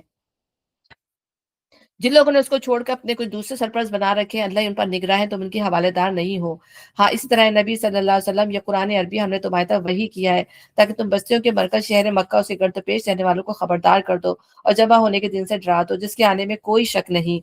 ایک گروہ کو جنت میں جانا ہے، دوسرے گروہ کو دوزخ میں. اگر اللہ چاہتا تو ان سب کو ایک ہی امت بنا دیتا، مگر وہ جسے چاہتا ہے اپنی رحمت پہ داخل کرتا ہے. اور ظالموں کا نہ کوئی ولی ہے نہ مددگار. ولی کون ہوتا ہے؟ اللہ تعالیٰ جو ہے ولی ہے ہمارا، اللہ تعالیٰ ہمارا دوست ہے، اللہ تعالیٰ ہمارا مددگار ہے، ٹھیک ہے نا.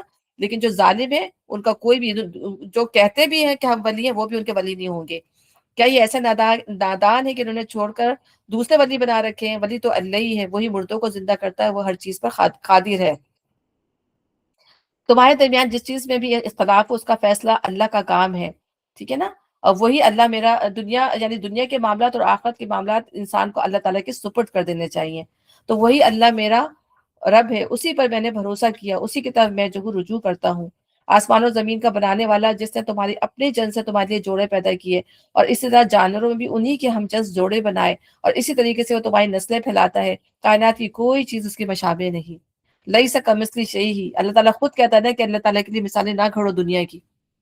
کیا کیا مثالیں گھڑتے ہیں کہ جس طرح جو ہے کسی بادشاہ کو جو ہے وسیلے کی ضرورت ہوتی ہے نا دنیا میں، بادشاہ کے پاس جانے کے لیے جو ہے ہم پہلے وزیروں سے بات کرتے ہیں، پہلے عام خادموں سے بات کرتے ہیں، تو پھر ہم جاتے ہیں بادشاہ کے پاس. ہمیں پہنچنے کے لیے بہت لمبا راستہ طے کر کے جانا پڑتا ہے. تو اسی لیے اللہ تک پہنچنے کے لیے بھی ہمیں وسیلوں کی ضرورت ہوتی ہے، کہتے ہیں نا اس دنیا کے اندر. اس لیے ہم جو ہے ولی اللہ بنا لیے ہیں دنیا کے اندر. ہم ان سے مانگتے ہیں، وہ اللہ تک ہماری بات پہنچاتے، کیونکہ ڈائریکٹ ہماری بات اللہ تک نہیں پہنچ سکتی.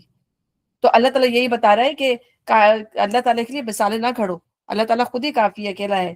اور پھر کیا کہتے ہیں کہ اللہ تعالیٰ کی مثال بیان کرنے کے لیے وہ مختلف فرقے بھی ہیں، پتہ کون کون سے، مطلب ان کے نام بھی یاد نہیں ہے. وہ یہ کہتے ہیں کہ اللہ کے ہاتھ جو ہے انسانوں کی طرح ہیں، اللہ کی آنکھیں انسانوں کی طرح ہیں، اس طرح بھی بات کرتے ہیں. یعنی اللہ تعالیٰ کی ذات کے اندر جو ہے جا کر اس کی کھوج لگانے لگتے ہیں کہ اللہ تعالیٰ کیسا ہے، ٹھیک ہے نا. تو اللہ تعالیٰ کہہ رہے ہیں کہ کائنات کی کوئی چیز جو ہے، ایون کہ نور بھی ہم کہتے ہیں نا، تو اس نور کی کیا کیفیت ہے ہمیں نہیں پتا، کیونکہ نور جو ہے اللہ کی مخلوق ہے. فرشتے کیا کس چیز سے بنے ہوئے؟ نور ہے. تو اللہ تعالیٰ کا نور جو ہے ظاہر ہے اللہ کی مخلوق کی طرح تو نہیں ہو سکتا نا. تو اللہ تعالیٰ کیا چیز ہے ہم اس کی کیفیت کو نہیں جان سکتے، کوئی انسان جو اس کو نہیں جان سکتا. وہ سب کچھ سننے اور دیکھنے والا ہے. آسمان اور زمین کے خزانوں کی کنجیاں اسی کے پاس ہے، جسے چاہتا ہے کھلا رزق دیتا ہے، جسے چاہتا ہے نپا تلا دیتا ہے. اسے ہر چیز کا علم ہے. بے شک اسے تمہارے لیے دین کا وہی طریقہ مقرر کیا جس کا حکم اس نے نوح کو دیا تھا، اور جسے اے محمد صلی اللہ علیہ وسلم اب تمہاری طرف ہم نے وحی کے ذریعے بھیجا ہے، اور جس کی ہدایت ہم ابراہیم، موسیٰ اور عیسیٰ کو دے چکے ہیں، اس تاکید کے ساتھ کہ قائم کرو اس دین کو، اس پر متفرق نہ ہو جاؤ. ٹھیک ہے نا، یہ بات جلیل القدر انبیاء کا نام لیا گیا ہے یہاں کے اوپر، ان کو اولو العزم پیغمبر کہا جاتا ہے، شاید میں پیچھے بتا کے گئی ہوں آپ لوگوں کو، کیونکہ وہ جو تھے توحید کے اوپر جو تھے وہ فرم رہے، اور پھر انہوں نے دین کو جو ہے اپنی پوری جزیات کے ساتھ جو ہے وہ قائم کیا تھا۔ نوح علیہ السلام کا زمانہ آپ دیکھیں کتنا زیادہ تھا کہ اس پہ کتنی ہی امتیں گزر جائیں، 950 سال، ٹھیک ہے نا، اور حضرت ابراہیم کا آپ دیکھیں، پھر اس کے بعد موسیٰ علیہ السلام کا ٹائم آپ دیکھیں، پھر عیسیٰ علیہ السلام، پھر محمد صلی اللہ علیہ وسلم، اور پھر باقی انبیاء تو سارے بیچ میں ہی آئے ہیں، اسی شریعت پر آئے ہیں جو موسیٰ علیہ السلام لے کر آئے، ٹھیک ہے، تو اس لیے اللہ تعالیٰ خاص طور پہ اللہ تعالیٰ نے اور جگہ بھی جو ہے ذکر کیا ان 5 انبیاء کا کہ یہ اولو العزم پیغمبر تھے۔ یہی بات ان مشرکین کو سخت ناگوار ہوئی ہے، جس کی طرف اے محمد صلی اللہ علیہ وسلم تم انہیں دعوت دے رہے ہو۔ اللہ جسے چاہتا ہے اپنا کر لیتا ہے، وہ اپنی طرف آنے کا راستہ اسی کو دکھاتا ہے جو اس کی طرف رجوع کرے۔ لوگوں میں جو تفرقہ رونما ہوا وہ اس کے بعد ہوا کہ ان کے پاس علم آ چکا تھا، اور اس بنا پر ہوا کہ وہ آپس میں ایک دوسرے پر زیادتی کرنا چاہتے تھے، دین کے معاملے میں بھی یا دنیا کے معاملے میں بھی جو فرقے بنا لیے، وہ کس لیے انہوں نے اختلافات کیوں رونما ہوئے کہ وہ آپس پہ ایک دوسرے پہ زیادتی کرنا چاہتے تھے۔ جب تک علم نہیں ہوتا ظاہر بندہ چلتا رہتا ہے، لیکن جیسے ہی علم آتا ہے ہر انسان جو ہے وہ کہتا ہے کہ میں بڑا ہو گیا، اب مجھے سب کچھ آ گیا، جیسے یہودی عیسائیوں نے کیا، ٹھیک ہے نا، انہوں نے اپنے جو ہے کتابوں کو چینج کر دیا۔ ہم نے ابھی جیسے بتایا کہ قرآن کو چینج تو نہیں کر پائے، لیکن اس کی انٹرپریٹیشن چینج کر دی، ٹھیک ہے، جہاں جہاں جس انسان کو موقع لگتا ہے شیطان آتا ہے، اس کو بہکاتا ہے، وہ وہاں پہ اپنا وار دکھا جاتا ہے۔ پھر اسی طرح ہم دیکھتے ہیں کہ جتنی بھی ضعیف احادیث ہیں ان کو دین بنا لیا، جو اوتھینٹک حدیث تھی ان کو چھوڑ کر جو ہے جو جو بہت زیادہ ضعیف حدیث تھی آپ دیکھیں، دین کا جو ہے مدار جو ہے وہ اسی کے اوپر رکھ دیا، اسی کو فالو کر رہے ہوتے ہیں۔ تو یہاں پہ اللہ تعالیٰ یہی بتا رہے ہیں، اگر تیرا پہلے ہی اللہ فرما چکا ہوتا کہ ایک وقت مقرر تک فیصلہ ملتوی رکھا جائے گا تو ان کا قضیہ چکا دیا گیا ہوتا، اور حقیقت یہ ہے کہ اگلوں کے بعد جو لوگ کتاب کے وارث بنائے گئے وہ اس کی طرف سے بڑے اضطراب انگیز شک میں پڑے ہوئے ہیں۔ چونکہ یہ حالت پیدا ہو چکی ہے، اس لیے اے محمد صلی اللہ علیہ وسلم تم اس دین کی طرف دعوت دو، اور جس طرح تمہیں حکم دیا گیا ہے اس پر مضبوطی کے ساتھ قائم ہو جاؤ، اور ان لوگوں کی خواہشات کا اتباع نہ کرو۔ ان سے کہہ دو کہ اللہ نے جو کتاب بھی نازل کی ہے میں اس پر ایمان لایا، مجھے حکم دیا گیا ہے کہ میں تمہارے درمیان جو ہے انصاف کروں۔ وہ نبی صلی اللہ علیہ وسلم کو برائب دیتے تھے نا کہ آپ جو ہے ہم آپ کو پیسہ دے دیں گے، ہم آپ کا علاج کروا دیں گے، آپ کو بہت خوبصورت عورت دے دیں گے، آپ کو بادشاہ چاہیے ہم آپ کو بادشاہ دے دیں گے، ٹھیک ہے نا، پھر یہ کہتے تھے کہ آپ کم از کم آپ ہمارے بتوں پہ ہاتھ رکھ دیں تو ہم آپ کے اللہ کو مان لیں گے۔ تو اللہ تعالیٰ فرما رہا ہے کہ اے نبی اگر ہم تمہیں ثابت قدم نہیں رکھتے تو تم تھوڑا سا ان کی طرف جھک جاتے، یعنی میں نے ہم پڑھ چکے ہیں نا کہ نبی بھی انسان ہوتے ہیں، کمزوری ان کے اندر بھی آ سکتی ہے، لیکن یہ اللہ کا فضل ہوتا ہے، اللہ کا کرم ہوتا ہے کہ وہ ثابت قدمی عطا فرماتا ہے، اللہ کا فضل ہے یہ ہم سب کو پر بھی اللہ تعالیٰ کا فضل ہے کہ اگر ہم یہ سن رہے ہیں، قرآن پڑھ رہے ہیں، اچھے کام کر رہے ہیں، کوئی نیکی کا کام کر رہے ہیں، یہ اللہ کے فضل سے ہوتی ہے۔ جو توفیق بھی انسان کو ملتی ہے وہ اللہ وما توفیق الا باللہ، کوئی توفیق بھی جو ہے بغیر اللہ کی مرضی کے اس کے فضل کے نہیں مل سکتی انسان کو۔ تو ہدایت دینے کے بعد اس پر قائم رکھنا بھی اللہ کا فضل ہے اور اس کی رحمت ہے، اس پہ ہمیں اللہ تعالیٰ کا بہت شکر ادا کرنا چاہیے۔ اللہ تعالیٰ تیرا بہت شکر ہے، مجھے حکم دیا گیا ہے کہ میں تمہارے درمیان انصاف کروں، اللہ ہی ہمارے رب بھی ہے تمہارا رب بھی، ہمارے اعمال ہمارے لیے، تمہارے اعمال تمہارے لیے، ہمارے اور تمہارے درمیان کوئی جھگڑا نہیں۔ اللہ ایک روز ہم سب کو جمع کرے گا، اسی کی طرف سب کو جانا ہے۔ اللہ کی دعوت پر لبیک کہے جانے کے بعد جو لوگ لبیک کہنے والوں سے اللہ کے دین کے معاملے میں جھگڑتے ہیں، ان کی حجت بازی ان کے رب کے نزدیک باطل ہے، اور ان پر اس کا غضب ہے اور ان کے لیے سخت عذاب۔ وہ اللہ ہی جس نے حق کے ساتھ یہ کتاب اور میزان نازل کی، میزان کیا، شریعت نازل کی، اور تمہیں کیا خبر شاید کہ فیصلے کی گھڑی قریب آ لگی ہو۔ جو لوگ اس کے آنے پر ایمان نہیں رکھتے وہ تو اس کے لیے جلدی مچاتے ہیں، مگر جو اس پر ایمان رکھتے ہیں وہ اس سے ڈرتے ہیں اور جانتے ہیں کہ یقیناً وہ آنے والی ہے۔ خوب سن لو، جو لوگ اس گھڑی کے آنے میں شک ڈالنے والی بحثیں کرتے ہیں وہ گمراہی میں بہت دور نکل گئے ہیں۔ اللہ اپنے بندوں پر بہت مہربان ہے، جو کچھ چاہتا ہے دیتا ہے، بڑی قوت والا اور زبردست ہے۔ جو کوئی آخرت کی کھیتی چاہتا ہے اس کی کھیتی کو ہم بڑھاتے ہیں، اور جو دنیا کی کھیتی چاہتا ہے اسے دنیا ہی میں دے دیتے ہیں، مگر آخرت میں اس کا کوئی حصہ نہیں۔ اس لیے ہم ہر نماز کے بعد دعا کرتے ہیں نا، ربنا آتینا فی الدنیا حسنہ وفی الآخرۃ حسنہ وقنا عذاب النار، اور اسے دنیا ہی میں دے دیتے ہیں مگر آخرت میں اس کا کوئی حصہ نہیں۔ کیا یہ لوگ کچھ ایسے شریک خدا رکھتے ہیں جنہوں نے ان کے لیے دین کی نوعیت رکھنے والا ایک ایسا طریقہ مقرر کر دیا ہے جس کا اللہ نے اذن نہیں دیا؟ اگر فیصلے کی بات پہلے طے نہ ہو گئی ہوتی تو ان کا قضیہ کبھی کا چکا دیا گیا ہوتا۔ یقیناً ان ظالموں کے لیے دردناک عذاب ہے۔ تم دیکھو گے کہ یہ ظالم اس وقت اپنے کیے کے انجام سے ڈر رہے ہوں گے اور ان پر آ کر رہے گا، برخلاف اس کے جو لوگ ایمان لائے اور جنہوں نے نیک عمل کیے وہ جنت کے گلستانے میں ہوں گے، جو کچھ وہ چاہیں گے اپنے رب کے یہاں پائیں گے، یہی بڑا فضل ہے بے شک۔ یہ ہے وہ چیز جس کی خوشخبری اللہ اپنے ان بندوں کو دیتا ہے جنہوں نے مان لیا اور نیک عمل کیے۔ اے نبی، لوگوں سے کہہ دو کہ میں اس کام پر تم سے کسی اجر کا طالب نہیں، البتہ قرابت کی محبت ضرور چاہتا ہوں۔ جو کوئی بھلائی کمائے گا ہم اس کے لیے بھلائی میں خوبی کا اضافہ کریں گے، بے شک اللہ بڑا درگزر کرنے والا اور بڑا قدردان ہے۔ ہم پڑھ کے جا چکے ہیں نا، اللہ تعالیٰ ہماری چھوٹی چھوٹی نیکیوں کو بھی جو ہے اللہ تعالیٰ جو ہے بڑی بڑی نیکیوں سے بدل دے گا اگر ہم اس کے مستقل کرنے کے عادی ہوں گے۔ تو انسان کوئی اگر مستقل مزاجی سے چھوٹا عمل بھی کر رہا ہے نا، فرض کریں آپ نے ایک دو نفل پڑھنے کے دن، ایک پورے دن بھر میں دو نفل پڑھنے کی عادت بنائی ہوئی ہے، اس میں مستقل مزاجی ہے، تو اس میں خلوص ہے، تو اللہ اس عمل کو بھی کتنا زیادہ بڑھا دے گا۔ تو اللہ تعالیٰ جو ہے ہماری چھوٹی سے چھوٹی جو اس لیے تو ہمیں جو ہے اپنے آپ کو وہ نہیں کرنا چاہیے کہ ہاں اللہ ہم تو بہت گناہ گار ہیں، ہم نے یہ نہیں کیا۔ ہم جو کرتے ہیں اللہ تعالیٰ سے توفیق مانگیں کہ اللہ تعالیٰ اس کو قبول فرمائے اور ہمیں اور کرنے کی جو ہے توفیق دے پروردگار، کیونکہ اللہ سے زیادہ قدردان کوئی نہیں ہے اپنے بندوں کا۔ کہ یہ لوگ کہتے ہیں کہ اس شخص نے اللہ پہ جھوٹا بہتان کر لیا ہے، اگر اللہ چاہے تو تمہارے دل پر مہر کر دے، وہ باطل کو مٹا دیتا ہے اور حق کو اپنے فرمانوں سے حق کر دکھاتا ہے، وہ سینے کے چھپے ہوئے راز جانتا ہے، وہی ہے جو اپنے بندوں سے توبہ قبول کرتا ہے اور برائیوں سے درگزر کرتا ہے، حالانکہ تم لوگوں کے سب افعال کا جو ہے اس کا علم ہے۔ یعنی جب تک اللہ کو راضی کرنے کی نیت نہیں، وہ توبہ قبول نہیں ہوگی۔ یعنی توبہ جو ایسے جیسے انسان جو منہ پہ ہاتھ مار لیتا ہے توبہ توبہ، اس طرح کی توبہ نہیں ہے۔ جب تک کہ انسان کی نیت یہ نہیں ہو کہ اللہ ہم سے راضی ہو جائے۔ کتنی غلطی ہم کر جاتے ہیں نا اجانے انجانے میں، لیکن توبہ کریں کہ اللہ تعالیٰ تو بس ہم سے راضی رہے، ہمیں معاف کر دے، ٹھیک ہے نا۔ اور وہ ایمان لانے والوں اور نیک عمل کرنے والوں کی دعا قبول کرتا ہے اور اپنے فضل سے ان کو اور زیادہ دیتا ہے۔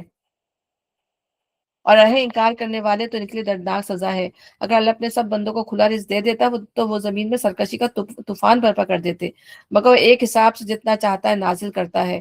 یقیناً وہ اپنے بندوں سے باخبر ہے، ان پر نگاہ رکھتا ہے۔ کیا حال ہوتا ہے دنیا میں، ابھی اللہ تعالیٰ نے دیا ہوا تو کتنا فساد رونما ہے، اور اللہ تعالیٰ سب کو دے دیتا تو پھر کتنا فساد رونما ہوتا۔ وہی ہے جن لوگوں کے مایوس ہو جانے کے بعد مہ برساتا ہے، اپنی رحمت پھیلا دیتا ہے، وہی قابل تعریف ولی ہے۔ اسی کی تعریف ہے، وہی سب سے بڑا جو ہے پروٹیکٹر ہے ہمارا۔ اسی کی نشانی میں سے ہے یہ زمین اور آسمانوں کی پیدائش اور یہ جاندار مخلوقات جو اس نے دونوں جگہ پھیلا رکھی ہے۔ وہ جب چاہے انہیں اکٹھا کر سکتا ہے۔ تم پر جو مصیبت بھی آئی ہے تمہارے اپنے ہاتھوں کی کمائی سے آئی ہے، اور بہت سے قصوروں سے وہ ویسے ہی درگزر کر جاتا ہے۔ تم زمین میں اپنے اللہ کو عاجز کر دینے والے نہیں ہو، اللہ کے مقابلے میں تم کوئی حامی و ناصر نہیں رکھتے۔ اس کی نشانیوں میں سے یہ ہے جہاز جو سمندر میں پہاڑوں کی طرح نظر آتے ہیں، اللہ جب چاہے ہوا کو ساکن کر دے اور یہ سمندر کی پیٹھ پر کھڑے کے کھڑے رہ جائیں۔ اس سے بڑی نشانیاں اس شخص کے لیے جو کمال درجے صبر و شکر کرنے والا ہو۔ اللہ تعالیٰ کہتا ہے نا سورہ واقعہ کے اندر کہ پانی تو ہم نے میٹھا بنایا ہے، لیکن اگر اللہ تعالیٰ اس کو کھاری رہنے دیتا تو پھر کیا ہوتا؟ یہ پانی کو کھارا بنا دیتا، پھر ہم کیسے پیتے اس کو؟ تو اس ہر چیز میں انسان ہم لوگ کو جو سوچنا چاہیے کہ اللہ نے جو نعمت بھی دی ہے ہمارے بھلے کے لیے دی ہے، ہم شکر کرنے والے بن جائے۔ جو ان پر سوار ہونے والوں کے بہت سے گناہوں سے درگزر کرتے ہوئے ان کے چند ہی کرتوتوں کی پاداش میں انہیں ڈبو دے، اور اس وقت ہماری آیات پہ جھگڑے کرنے والوں کو پتہ چل جائے کہ ان کے لیے کوئی جائے پناہ نہیں۔ اور جو کچھ بھی تم لوگوں کو دیا گیا ہے وہ محض دنیا کی چند روزہ زندگی کا سر و سامان ہے، اور جو کچھ اللہ کیا ہے وہ بہتر بھی اور پائدہ مند بھی، پائیدار بھی۔ وہ ان لوگوں کے لیے جو ایمان لائے ہیں، اپنے رب پر بھروسہ کرتے ہیں، جو بڑے بڑے گناہوں اور بے حیائی کے کاموں سے پرہیز کرتے ہیں، اور اگر غصہ آ جائے تو درگزر کر جاتے ہیں، جو اپنے رب کا حکم مانتے ہیں۔ ٹھیک ہے نا۔ اب یہاں پر اللہ متقی لوگوں کی، نیک لوگوں کی جو ہے اللہ تعالیٰ جو ہے پھر تعریف بیان کر رہا ہے۔ وہ تمام چیزیں جو اللہ تعالیٰ پہلے بھی بیان کر چکا ہے کہ یہ مومن کی کیا تعریف ہے، کہ جو بڑے بڑے گناہوں سے، ٹھیک ہے، جو ہم پڑھ کے جا چکے ہیں کہ کتنی زیادہ کیٹیگری اللہ تعالیٰ نے جو بتائی ہے کہ جو کتنے زیادہ جو ہے بڑے بڑے گناہ ہیں جن کی توبہ دنیا کے اندر اگر نہیں مانے گا تو پھر وہ جہنم میں جائے گا، وہ جہنم میں جلے گا اگر اس نے دنیا میں اس کی توبہ نہیں کی۔ پھر اس طرح بیاہی کے سارے کام، جتنی بھی جو شہوانی کام ہے جن کے اندر خواہشات نفس شامل ہو جاتی ہے، زنا ہے، نکاح کی حفاظت نہیں کی، خراب گالیاں دینا، ٹھیک ہے، عملے کو میں لوٹ، ٹھیک ہے نا، نامحرم مرد اور عورت کا جو ہے اکیلے بیٹھنا، ایسے مناظر دیکھنا، گندے مناظر دیکھنا جس سے انسان کی دل بھی خراب ہو، جس کی آنکھیں بھی خراب ہو، تمام چیزیں جو ہے وہ بے حیائی کے کاموں میں آ جاتی ہیں۔ پھر اسی طرح جو ہے غصہ نہ کرے انسان، زیادہ غصے میں بھی انسان جو ہے غلط کام کر جاتا ہے نا، سب سے زیادہ کام جو ہے غصے میں ہی ہوتے ہیں انسان سے۔ تو نبی صلی اللہ علیہ وسلم نے فرمایا نا کہ بہادر وہ نہیں جو جنگ میں مخالف کو پچھاڑ دے، بہادر وہ ہے جو اپنے غصے کو کنٹرول کرے۔ غصہ آئے تو پھر کیا کرے کہ اسے پینے کی کوشش کرے۔ سب سے پہلے تو یہی کہ وہ بیٹھ جائے، اعوذ باللہ پڑھ لے، پانی پی لے، ٹھیک ہے نا، بیٹھا ہے تو لیٹ جائے، تو اس طریقے سے اس کی بہت طریقے بھی سکھائے کہ غصے کو کس طرح سے جو ہے وہ کنٹرول کیا جائے. اور یہ کیوں اللہ تعالیٰ بار بار غصے کے بارے میں بتا رہے ہیں؟ اس لیے کہ مسلمانوں کو کافروں پہ بہت غصہ آتا تھا، وہ بہت زیادہ پریشان کرتے تھے، ان کا مذاق اڑاتے تھے، ان کو پرسیکیوٹ کرتے تھے. تو ظاہر سی بات ہے اللہ تعالیٰ نے اس لیے ریپیٹ کیے یہ بار بار چیزیں کہ تاکہ وہ کام ڈاؤن ہوتے رہیں. اللہ تعالیٰ ان کو تسلی دیتے رہتے ہیں، اللہ تعالیٰ ان کو کام ڈاؤن کرتے رہتے ہیں تاکہ وہ ان کا غصہ ٹھنڈا ہو.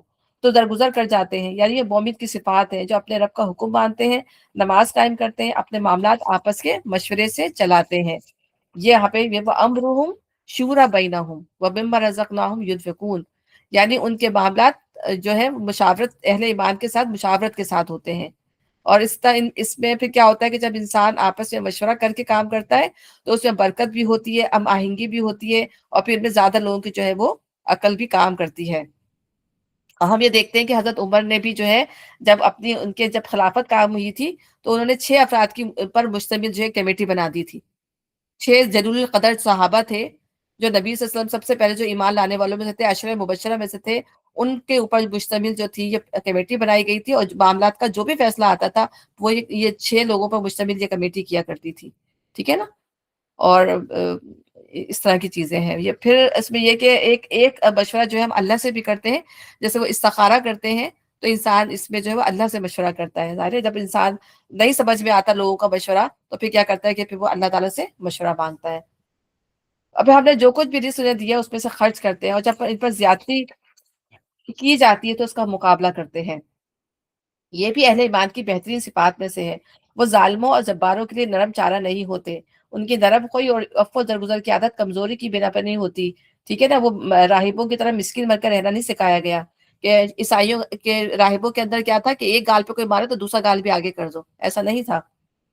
تو ان کی شرافت کا تقاضا یہ کہ جب غالب ہو تو مغلوب کے قصور معاف کر دیں، جب قادر ہو بدلہ لینے سے درگزر کریں، جب کسی زیردست یا کمزور آدمی سے کوئی خطا سرزد ہو جائے تو اسے چشم پوشی کر جائیں، لیکن جب کوئی طاقتور اپنی طاقت کے زوم میں ان پر دست درازی کرے تو ڈٹ کر کھڑے ہو جائیں، اس کے دانت کھٹے کر دیں. مومن کبھی ظالم سے نہیں دبتا اور متکبر کے آگے نہیں جھکتا. ٹھیک ہے نا. برائی کا بدلہ ویسی ہی برائی ہے. ٹھیک ہے نا. جیسے ناک کے بدلے ناک، کان کے بدلے کان، زخموں کے بدلے زخم، قتل کا بدلہ قتل. تو برائی کا بدلہ ویسی برائی ہے. پھر جو کوئی معاف کر دے اور اصلاح کرے اس کا اجر جو اللہ کے ذمہ ہے. یعنی اللہ تعالیٰ مشکل کام کرنے کا دیکھیں رکھتا ہے معاملہ کہ ایک تو بدلہ دینے کا اللہ کہہ رہا ہے کر لو، لیکن معاف کر دو وہ زیادہ بہتر ہے. تو اس سے معاشرے کے اندر جو ہے وہ ایک خوبصورتی پیدا ہوگی. جب انسان اپنے اخلاقی رویہ اچھا رکھے گا. ہمارے اندر تو ظاہر یہ چیزیں نہیں ہو پاتی نا، ہم لوگ جلدی سے بدلہ دینے کی کوشش کرتے ہیں. ہماری فطرت کے اندر یہ چیز ڈلی ہوئی ہے. تو اللہ تعالیٰ کہہ رہے ہیں اپنی فطرت سے بڑھ کر بدلہ، فطرت میں تو ڈلی ہوئی ہے لیکن اپنے آپ کو صحیح کرنے کی کوشش کرو. اللہ تعالیٰ نے کہہ دیا بدلہ لے سکتے ہو. ٹھیک ہے نا. لیکن یہ کہ کیا ہے، اب اپنی تمہاری خواہش تو یہ ہو رہی ہے لیکن پھر خواہش کو دباؤ اور وہ کام کرو جو تمہاری خواہش کے اگینسٹ ہو، یعنی معاف کر دو. جو اللہ کو زیادہ پسند ہے. اللہ ظالموں کو پسند نہیں کرتا. جو لوگ ظالموں سے مطلب کیا ہے، جو بدلہ لینے میں زیادتی اختیار کر جائیں. یہ پتہ چلا کہ ایک تھپڑ سے مارا تھا، 2 تھپڑ مار دیے تو اب آپ مظلوم نہیں ہوں گے، اب آپ ظالم کی سطح پہ آ جائیں گے. تو یہاں پہ اللہ تعالیٰ ان کو ظالم کریں. وہ لوگ جو ظلم ہونے کے بعد بدلہ لیں ان کو ملامت نہیں کی جا سکتی. ملامت کے مستحق تو وہ ہیں جو دوسروں پر ظلم کرتے ہیں اور زمین میں ناحق زیادتیاں کرتے ہیں. ایسے لوگوں کے لیے دردناک عذاب ہے. البتہ جو شخص صبر سے کام لے اور درگزر کرے تو یہ بڑی اولو العزمی کے کاموں میں سے ہے. اللہ تعالیٰ خود تعریف فرما رہا ہے ایسے لوگوں کی جو اس طرح کا رویہ اختیار کرتے ہیں. جس کو اللہ ہی گمراہی میں پھینک دے اس کا کوئی سنبھالنے والا اس کے بعد نہیں ہے. تم دیکھو گے کہ یہ ظالم جب عذاب دیکھیں گے تو کہیں گے اب پلٹنے کی بھی کوئی سبیل ہے. اور تم دیکھو گے کہ جہنم کے سامنے جب لائے جائیں گے تو ذلت کے مارے جھکے جا رہے ہوں گے اور اس کو نظر بچا بچا کر کن اکھیوں سے دیکھیں گے. اس وقت جو وہ لوگ جو ایمان لائیں گے کہیں گے واقعی اصل ضیاءکار وہی ہیں جنہوں نے آج قیامت کے دن اپنے آپ کو، اپنے متعلقین کو خسارے میں ڈال دیا. متعلقین کون تھے؟ اپنے گھر والے، اپنے رشتہ دار، اپنے دوست. یعنی کیا تھا کہ خود بھی غلط باتوں میں لگے رہے اور ان کو بھی جو ہے فتنے میں ڈال دیا. خبردار رہو ظالم لوگ مستقل عذاب میں ہوں گے. ان کے کوئی حامی و سرپرست نہ ہوں گے جو اللہ کے مقابلے میں ان کی مدد کو آئیں. جس سے اللہ گمراہی میں پھینک دے اس کے لیے بچاؤ کی کوئی سبیل نہیں ہے. مان لو اپنے رب کی بات قبل اس کے کہ وہ دن آئے جس کے ٹلنے کی کوئی صورت اللہ کی طرف سے نہیں ہے. اس دن تمہارے لیے کوئی جائے پناہ نہ ہوگی اور نہ کوئی تمہارے حال کو بدلنے کی کوشش کرنے والا ہوگا. اب اگر یہ لوگ منہ موڑتے ہیں تو اے نبی صلی اللہ علیہ وسلم، ہم نے تم کو ان پہ نگہباں بنا کر تو نہیں بھیجا، تم پر تو صرف بات پہنچا دینے کی ذمہ داری ہے. انسان کا حال یہ کہ جب ہم اسے اپنی رحمت کا مزہ چکاتے ہیں تو اس پر پھول جاتا ہے، اور اگر اس کے اپنے ہاتھوں کا کیا دھرا کسی مصیبت کی شکل میں اس پر الٹ پڑتا ہے تو سخت ناشکرا بن جاتا ہے، یعنی اپنی قسمت کو بلیم کرتا رہتا ہے۔ اللہ زمین و آسمانوں کی بادشاہی کا مالک ہے، جو کچھ چاہتا ہے پیدا کرتا ہے، جسے چاہتا ہے لڑکیاں دیتا ہے، جسے چاہتا ہے لڑکے دیتا ہے، جسے چاہتا ہے لڑکے اور لڑکیاں ملا جلا کر دیتا ہے، اور جسے چاہتا ہے بانج کر دیتا ہے۔ وہ سب کچھ جانتا ہے اور ہر چیز پر قادر ہے۔ یعنی دیکھیں اللہ تعالیٰ قدرت کی ہر طرح کی نشانی میں بتاتا ہے کہ انسان کے اختیار میں، تو انسان تو اتنا بے بس ہے کہ اگر اپنا قدم بھی آگے بڑھانا چاہے تو اللہ کی مرضی کے بغیر جو ہے اپنا قدم بھی آگے نہیں بڑھا سکتا۔ کسی بشر کا یہ مقام نہیں کہ اللہ اس سے روبرو بات کرے، اس کی بات یا تو وہی اشارے کے طور پر ہوتی ہے، یا پردے کے پیچھے سے، یا پھر وہ کوئی پیغامبر فرشتہ بھیجتا ہے اور وہ اس کے حکم سے جو کچھ وہ چاہتا ہے وہی کرتا ہے۔ وہ برتر اور حکیم ہے۔ تو اب یہاں کتنی کلیئر اللہ تعالیٰ نے بات بتا دی کہ اللہ تعالیٰ کو کوئی نہیں دیکھ سکتا، روبرو کوئی اللہ سے بات نہیں کر سکتا، جو ہم پیچھے بھی پڑھ کے جا چکے ہیں۔ تو جیسے موسیٰ اسلام نے کیا کی تھی، پردے کے پیچھے سے اللہ تعالیٰ سے بات کی تھی۔ کسی انسان کی آنکھوں میں یہ طاقت ہی نہیں ہے کہ وہ اللہ تعالیٰ کو جو ہے وہ دیکھ سکے۔ اور بعض جو ہے اسکالرس یہ کہتے ہیں کہ نبی صلی اللہ علیہ وسلم نے اللہ کو دیکھا، نعوذ باللہ۔ اللہ تعالیٰ کو یہ تو اللہ تعالیٰ کا گفٹ ہے جو اللہ تعالیٰ قیامت کے دن جو ہے اللہ تعالیٰ دکھائے گا اپنے بندوں کو، اپنے آپ کو۔ اور اللہ تعالیٰ خود کہتا ہے کہ تمہیں جس طرح چاند کو دیکھنے میں کوئی مشکل نہیں ہوتی، اس طرح تم اللہ تعالیٰ کا دیدار کیا کرو گے۔ اور پھر اس وقت جب انسان اللہ کا دیدار دیکھے گا تو اس کو جنت کی تمام چیزوں سے بڑھ کر سے اللہ تعالیٰ کا جو ہے دیدار مطلوب ہوگا۔ اس کو جنت کی کوئی چیز اچھی نہیں لگے گی جب اللہ کا دیدار کر کے آیا کرے گا، کہ بس کہے گا کہ میں اللہ تعالیٰ کو دیکھتا رہوں۔ اللہ تعالیٰ ہمیں ان لوگوں میں شامل کرے، پروردگار۔ تو پھر یہاں پہ اللہ فرما رہا ہے اس کے حکم سے جو کچھ وہ چاہتا ہے وہی کرتا ہے، وہ برتر اور حکیم ہے۔ اور اس طرح اے محمد صلی اللہ علیہ وسلم، اپنے حکم سے ایک روح تمہاری طرف وحی کی ہے۔ تمہیں کچھ پتہ نہ تھا کہ کتاب کیا ہوتی ہے اور ایمان کیا ہوتا ہے، ٹھیک ہے نا؟ اور وہی کس طرح سے نبی صلی اللہ علیہ وسلم کے پاس اور کس طریقے سے آتی تھی، اچھے خواب کی صورت میں آتی تھی۔ یہ تو اللہ تعالیٰ نے یہ 4 طریقے بتائے ہیں۔ تو اس طرح سے مراد محض آخری طریقہ نہیں، بلکہ وہ تینوں طریقے جو اوپر بیان ہوئے ہیں۔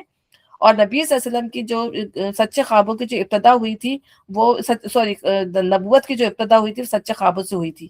یعنی آپ کو اللہ تعالیٰ نے خوابوں کے اندر جو ہے وہ بتانا شروع کر دیا تھا، آپ کا آشنائی دینا شروع کر دی تھی، ٹھیک ہے نا؟ تاکہ آپ جو ہے اس چیز کو لینے کے قابل ہو جائیں، آپ کا مائنڈ جو ہے وہ اس کے لیے جو ہے وہ تیار ہو جائے۔ اور قرآن مجید میں بھی آپ کے خواب کا صراحت کے ساتھ ذکر آیا ہے۔ کون سا ذکر آیا ہے؟ جب آپ عمرہ صلح حدیبیہ کے لیے جب آپ عمرہ کر رہے تھے، تو ہم ابھی شاید بیت رضوان کا پڑھیں گے، بھی سورہ فتح آئے گی، اس کے اندر پڑھیں گے۔ تو آپ نے سب کہنے کہ آپ نے تو دیکھا تھا آپ عمرہ کر رہے ہیں، تو پھر یہ کس طرح ہوا کہ ہم تو عمرہ کیے بغیر واپس جا رہے ہیں؟ تو نبی صلی اللہ علیہ وسلم نے کہا کہ میں نے یہ نہیں دیکھا تھا کہ ہم کب کر رہے ہیں، بس ہم نے دیکھا تھا کہ عمرہ کر رہے ہیں۔ تو وہ ہم پڑھیں گے ڈیٹیل میں انشاءاللہ، ٹھیک ہے؟ تو نبی صلی اللہ علیہ وسلم کو جو ہے سچے خواب آیا کرتے تھے۔ مگر اس روح کو ہم نے ایک روشنی بنا دیا جس سے ہم راہ دکھاتے ہیں، یعنی نبوت اور کتاب۔ ہم اپنے بندوں میں سے جسے چاہتے ہیں، یقیناً تم سیدھے راستے کی طرف رہنمائی کر رہے ہو، اس اللہ کے راستے کی طرف جو زمین اور آسمانوں کی ہر چیز کا مالک ہے۔ خبردار رہو، سارے معاملات اللہ ہی کی طرف رجوع ہوتے ہیں۔ بے شک بے شک۔ سورہ زخرف، اس میں اتنی ڈیٹیل نہیں ہے، اس کو پھر ہم انشاءاللہ پڑھ جائیں گے، تاکہ ہمارا قرآن ابھی کافی 5 سپارے رہتے ہیں انشاءاللہ۔ بسم اللہ الرحمن الرحیم۔ زخرف کے معنی ہوتے ہیں سونے کے، یعنی کہ بہت ہی بیوٹیفائی چیز، اور خاص طور پہ سونا۔ اس میں ذکر آیا ہے، اس لیے اس کا نام زخرف ہے۔ حامیم والکتاب المبین انا جعلناہ قرآنا عربیا لعلکم تعقلون۔ حامیم، قسم اس واضح کتاب کی کہ ہم نے اسے عربی زبان کا قرآن بنایا تاکہ تم لوگ اسے سمجھو، اور در حقیقت یہ ام الکتاب میں ثبت ہے۔ ام الکتاب سے مراد اصل کتاب ہے، یعنی وہ کتاب جس سے تمام انبیاء علیہ السلام پر نازل ہونے والی کتابیں ماخوذ ہیں۔ اسی کو سورہ واقعہ میں کتاب مکنون، پوشیدہ اور محفوظ کتاب کہا گیا ہے سورہ واقعہ کے اندر نا۔ اور سورہ بروج میں اس کے لیے لوح محفوظ کے الفاظ استعمال کیے گئے ہیں، یعنی ایسی لوح کہتے ہیں تختی کو ویسے نا، تو ایسی لوح جس کا لکھا مٹ نہیں سکتا اور جو ہر قسم کی دراندازی سے محفوظ ہے۔ قرآن کے متعلق یہ فرما کر کہ یہ ام الکتاب میں سے ہے، ایک اہم حقیقت پہ متنبہ فرمایا ہے کہ اللہ تعالیٰ کی طرف سے مختلف زبانوں میں مختلف ملکوں اور قوموں کی ہدایت کے لیے مختلف انبیاء پر مختلف زبانوں پر کتابیں نازل ہوتی رہی ہیں، مگر ان سب میں دعوت ایک ہی عقیدے کی طرف دی گئی ہے، حق ایک ہی سچائی کو قرار دیا گیا ہے، خیر و شر کا ایک ہی معیار پیش کیا گیا ہے، اخلاق و تہذیب کے یکساں اصول بیان کیے گئے ہیں، اور فی الجملہ ایک ہی دین ہے جسے یہ تمام کتابیں جو ہے وہ لے کر آئی ہیں۔ تو اللہ تعالیٰ اس کے بارے میں کیا بتاتا ہے کہ یہ رب العالمین کی نازل کردہ کتاب ہے، صاف صاف عربی زبان میں، اور یہ اگلے لوگوں کی کتابوں میں بھی موجود ہے۔ ہمارے ہاں بڑی بلند مرتبہ اور حکمت سے لبریز کتاب، اب کیا تم ہم سے بیزار ہو کر یہ درس نصیحت اب کیا ہم تم سے بیزار ہو کر یہ درس نصیحت جو ہے وہ بھیجنا چھوڑ دیں، صرف اس لیے کہ تم حد سے گزرے ہوئے لوگ ہو؟ پہلے گزری ہوئی قوموں میں بارہا ہم نے نبی بھیجے ہیں، اور کبھی ایسا نہیں ہوا کہ کوئی نبی ان کے یہاں آیا ہو اور انہوں نے اس کا مذاق نہ اڑایا ہو۔ پھر جو لوگ ان سے بدر جہاں زیادہ طاقتور تھے انہیں ہم نے ہلاک کر دیا۔ پچھلی قوموں کی مثالیں گزر چکی ہیں، اگر تم ان لوگوں سے پوچھو کہ زمین اور آسمانوں کو کس نے پیدا کیا، تو یہ خود کہیں گے کہ انہیں اسی زبردست حلیم ہستی نے پیدا کیا ہے وہی نہ جس نے تمہاری زمین کو گہوارہ بنایا اور اس میں تمہارے خاطر راستے بنا دیے تاکہ تم اپنی منزل مقصود کی راہ پا سکو، جس نے خاص مقدار میں آسمان سے پانی اتارا اور اس کے ذریعے سے مردہ زمین کو جلا اٹھایا، اسی طرح ایک روز تم زمین سے برآمد کیے جاؤ گے۔ وہی جس نے تمام جوڑے پیدا کیے اور جس نے تمہارے لیے کشتی اور جانوروں کو سواری بنایا تاکہ تم ان کی پشت پر چڑھو، اور جب ان پر بیٹھو تو اپنے رب کا احسان یاد کرو اور کہو کہ پاک ہے وہ جس نے ہماری ان چیزوں کو مسخر کر دیا، ورنہ ہم انہیں قابو میں لانے کی طاقت نہ رکھتے تھے، اور ایک روز ہمیں اپنے رب کی طرف جو ہے وہ پلٹنا ہے۔ تو یہ کون سی دعا ہے؟ جب ہم سفر میں جاتے ہیں تو ہم جو ہے یہ دعا پڑھتے ہیں، ٹھیک ہے نا؟ سبحان الذی سخر لنا ھذا وما كنا له مقرنین وانا الی ربنا لمنقلبون۔ یعنی اللہ تعالیٰ جو ہے، اللہ تعالیٰ نے ہمارے لیے جو ظاہر اس زمانے میں اللہ تعالیٰ نے مویشیوں کا ذکر کیا ہے، اس طرح کی چیز نہیں تھی، آج ہمارے لیے جو ہے زیادہ ایڈوانس چیزیں بن گئی ہیں، ٹھیک ہے؟ تو اب اس کے بارے میں حضرت علی فرماتے ہیں کہ ایک مرتبہ رسول اللہ صلی اللہ علیہ وسلم نے بسم اللہ کہہ کر رکعت میں پاؤں رکھا، پھر سوار ہونے کے بعد فرمایا الحمدللہ، سبحان الذی، پہ یہ دعا پڑھی، پھر 3 مرتبہ الحمدللہ اور 3 دفعہ اللہ اکبر کہا، پھر فرمایا سبحانک لا الہ الا انت قد ظلمت نفسی فاغفر لی۔ اس کے بعد آپ ہنس دیے، میں نے پوچھا یا رسول اللہ، آپ ہنسے کس بات پر؟ آپ نے فرمایا جب بندہ کہتا ہے رب اغفر لی تو اللہ تبارک تعالیٰ کو اس کی یہ بات بڑی پسند آتی ہے، اور وہ فرماتا ہے کہ میرا بندہ جانتا ہے کہ میرے سوا مغفرت کرنے والا کوئی نہیں، ٹھیک ہے نا؟ اچھا، تو یہ اس کے بارے میں یہاں یہی ہے، اور یہ سب کچھ جانتے اور مانتے ہوئے بھی ان لوگوں نے اس کے بندوں میں سے بعض کو اس کا جز بنا ڈالا۔ حقیقت یہ ہے کہ انسان کھلا اور احسان فراموش ہے۔ جز بنا ڈالے کا مطلب کیا ہے؟ اللہ کا بیٹا یا بیٹیاں قرار دینا، نعوذ باللہ۔ کیا اللہ نے اپنے مخلوق میں سے اپنے لیے بیٹیاں انتخاب کی اور تمہیں بیٹوں سے نوازا؟ اور حال یہ کہ جس اولاد کو یہ لوگ اس خدائے رحمان تک منسوب کرتے ہیں، اس کی ولادت کا مزہ جب خود ان میں سے کسی کو دیا جاتا ہے تو اس کے منہ پر سیاہی چھا جاتی ہے اور وہ غم سے بھر جاتا ہے، یعنی بیٹیوں کی۔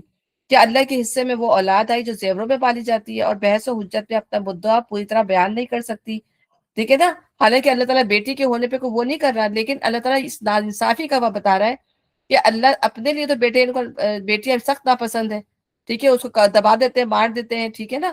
اور اللہ تعالیٰ کے لیے جو ہے وہ مطلب بیٹیاں وہ کر رہے ہیں اور اپنے لیے جو ہے بیٹے پسند کر رہے ہیں، تو کتنی ان کی جو ہے فیئرنیس بتا رہے ہیں اللہ تعالیٰ، حالانکہ دونوں ہی چیزیں جو ہے اللہ تعالیٰ کے لیے جو ہے وہ صحیح نہیں ہے۔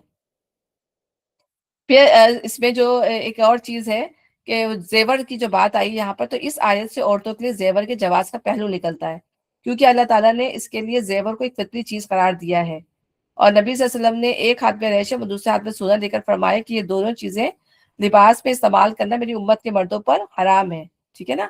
اور حضور نے فرمایا کہ ریشم اور سونا میری امت کی عورتوں کے لیے حلال ہے۔ اور اسی طریقے سے ایک مرتبہ دو عورتیں حضور کی خدمت میں حاضر ہوئیں، وہ سونے کے کنگن پہنے ہوئی تھی۔ آپ نے فرمایا کیا تم پسند کرتی ہو کہ اللہ تمہیں ان کے بدلے آگ کے کنگن پہنائے؟ انہوں نے عرض کیا نہیں۔ آپ نے فرمایا تو ان کا حق ادا کرو، یعنی ان کی زکوٰۃ نکالو۔ انہوں نے فرشتوں کو جو خدائے رحمان کے خاص بندے عورتیں قرار دے دیا ہے۔ کیا ان کے جسم کی ساخت انہوں نے دیکھی ہے؟ ٹھیک ہے نا؟ یا پھر یہ ان کی پیدائش کے وقت موجود تھے؟ ان کی گواہی لکھ لی جائے گی، انہیں اس کی جواب دہی کرنی ہوگی۔ یہ کہتے ہیں اگر خدائے رحمان چاہتا ہے کہ ہم ان کی عبادت نہ کریں تو ہم کبھی ان کو نہ پوچھتے۔ یہ اس معاملے کی حقیقت کو قطعی نہیں جانتے، محض تیر تکے لڑاتے ہیں۔ کیا ہم نے اس سے پہلے کوئی کتاب ان کو دی تھی جس کی سند اپنی اس ملائکہ پرستی کے لیے اپنے پاس رکھتے ہوں؟ نہیں، بلکہ یہ کہتے ہیں کہ ہم نے اپنے باپ دادا کو ایک طریقے پر پایا ہے، اور ہم انہی کے نقش قدم پر چل رہے ہیں۔ اس طرح سے تم سے پہلے جس بستی میں بھی ہم نے کوئی نذیر بھیجا، اس کے کھاتے پیتے لوگوں نے یہی کہا کہ ہم نے اپنے باپ دادوں کو ایک طریقے پر پایا ہے اور ہم انہی کے نقش قدم کی پیروی کر رہے ہیں۔ ہر نبی نے ان سے پوچھا کیا تم اسی ڈگر پہ چلے جاؤ گے؟ ख्वाब में उस रास्ते से ज्यादा सही रास्ता तुम्हें बताऊं जिस पर तुमने अपने बाप दादा को पाया है। उन्होंने सारे रसूलों को यही जवाब दिया कि जिस दीन की तरफ बुलाने के लिए तुम भेजे गए हो हम उसके काफिर हैं। आखिरकार हमने उनकी खबर ले डाली और देख लो झुटलाने वालों का क्या अंजाम हुआ। याद करो वो वक्त जब इब्राहिम ने अपने बाप अपने कौम से कहा था कि तुम जिनकी बंदगी करते हो मेरा उनसे कोई ताल्लुक नहीं। मेरा ताल्लुक सिर्फ उससे जिसने मुझे पैदा किया, वही मेरी रहनुमाई करेगा। और इब्राहिम यही कलमा अपने पीछे अपनी औलाद में छोड़ गया ताकि वो उसकी तरफ रुजू करें। इसके बावजूद जब ये लोग दूसरों की बंदगी करने लगते हैं तो मैंने उनको मिटा नहीं दिया, बल्कि मैंने उन्हें उनके बाप दादों को बताए हयात दिए देता रहा, यहाँ तक कि इनके पास हक और खोल खोल कर बयान करने वाला रसूल आ गया। मगर जब वो हक उनके पास आया तो उन्होंने कह दिया कि ये तो जादू है और हम इसको मानने से इनकार करते हैं, यानी नबी सल्लल्लाहु अलैहि वसल्लम को। कहते हैं ये कुरान दोनों शहरों के बड़े आदमियों में से किसी पर क्यों नाजिल न किया गया, यानी मक्का और ताइफ के दो बड़े सरदारों पर क्यों नाजिल न किया गया, नबी के ऊपर क्यों नाजिल कर दिया गया। क्या तेरे रब की रहमत ये लोग तकसीम करते हैं। दुनिया की जिंदगी में इनकी गुजर बसर के जराये तो हमने इनके दरमियान तकसीम किए हैं, और इनमें से कुछ लोगों को कुछ दूसरे लोगों पर हमने बदर जहां फौकियत दी है ताकि ये एक दूसरे से खिदमत लें। ठीक है ना। अल्लाह ताला ने जो है इंसानों के अंदर भी जो है तबकात रख दिए हैं। वो इसलिए रख दिए हैं अल्लाह ताला ने कि हर इंसान को दूसरे इंसान की जो है वो जरूरत पड़े। ठीक है ना। सब सारे इंसानों को जो है एक जैसा बना देता तो फिर किसी को किसी की जरूरत नहीं पड़ती, दुनिया में फसाद बर्पा होता। ठीक है ना। किसी को किसी की जरूरत नहीं रहती तो क्या होता। ठीक है ना। तो अल्लाह ताला ने इसीलिए कि एक दूसरे के काम आए इंसान। ठीक है। अल्लाह ताला ने एक किसी को कम दिया है, किसी को ज्यादा दिया है, किसी को बीच का दिया है। आप ये समझ लें। तो यहाँ पे ये बताइए कि अल्लाह ताला ने कि तीसरी यह बात है कि अल्लाह ताला ने खुदाई इंतजाम में मुस्तकिल कायदा मलहूज रखा गया है कि सब कुछ एक ही को ये सबको सब कुछ ना दे दिया जाए। आंखें खोलकर देखो, हर तरफ तुम्हें बंदों के दरमियान हर पहलू में तफावत ही नजर आएगा। किसी को हमने कोई चीज दी है तो दूसरी दूसरी किसी चीज से उसको महरूम कर दिया है और वो किसी और का अता कर दी है। और ये इस हिकमत की बिना पर किया गया है कि कोई इंसान दूसरों से बेनियाज ना हो, बल्कि हर एक किसी न किसी मामले में दूसरे का मोहताज रहे।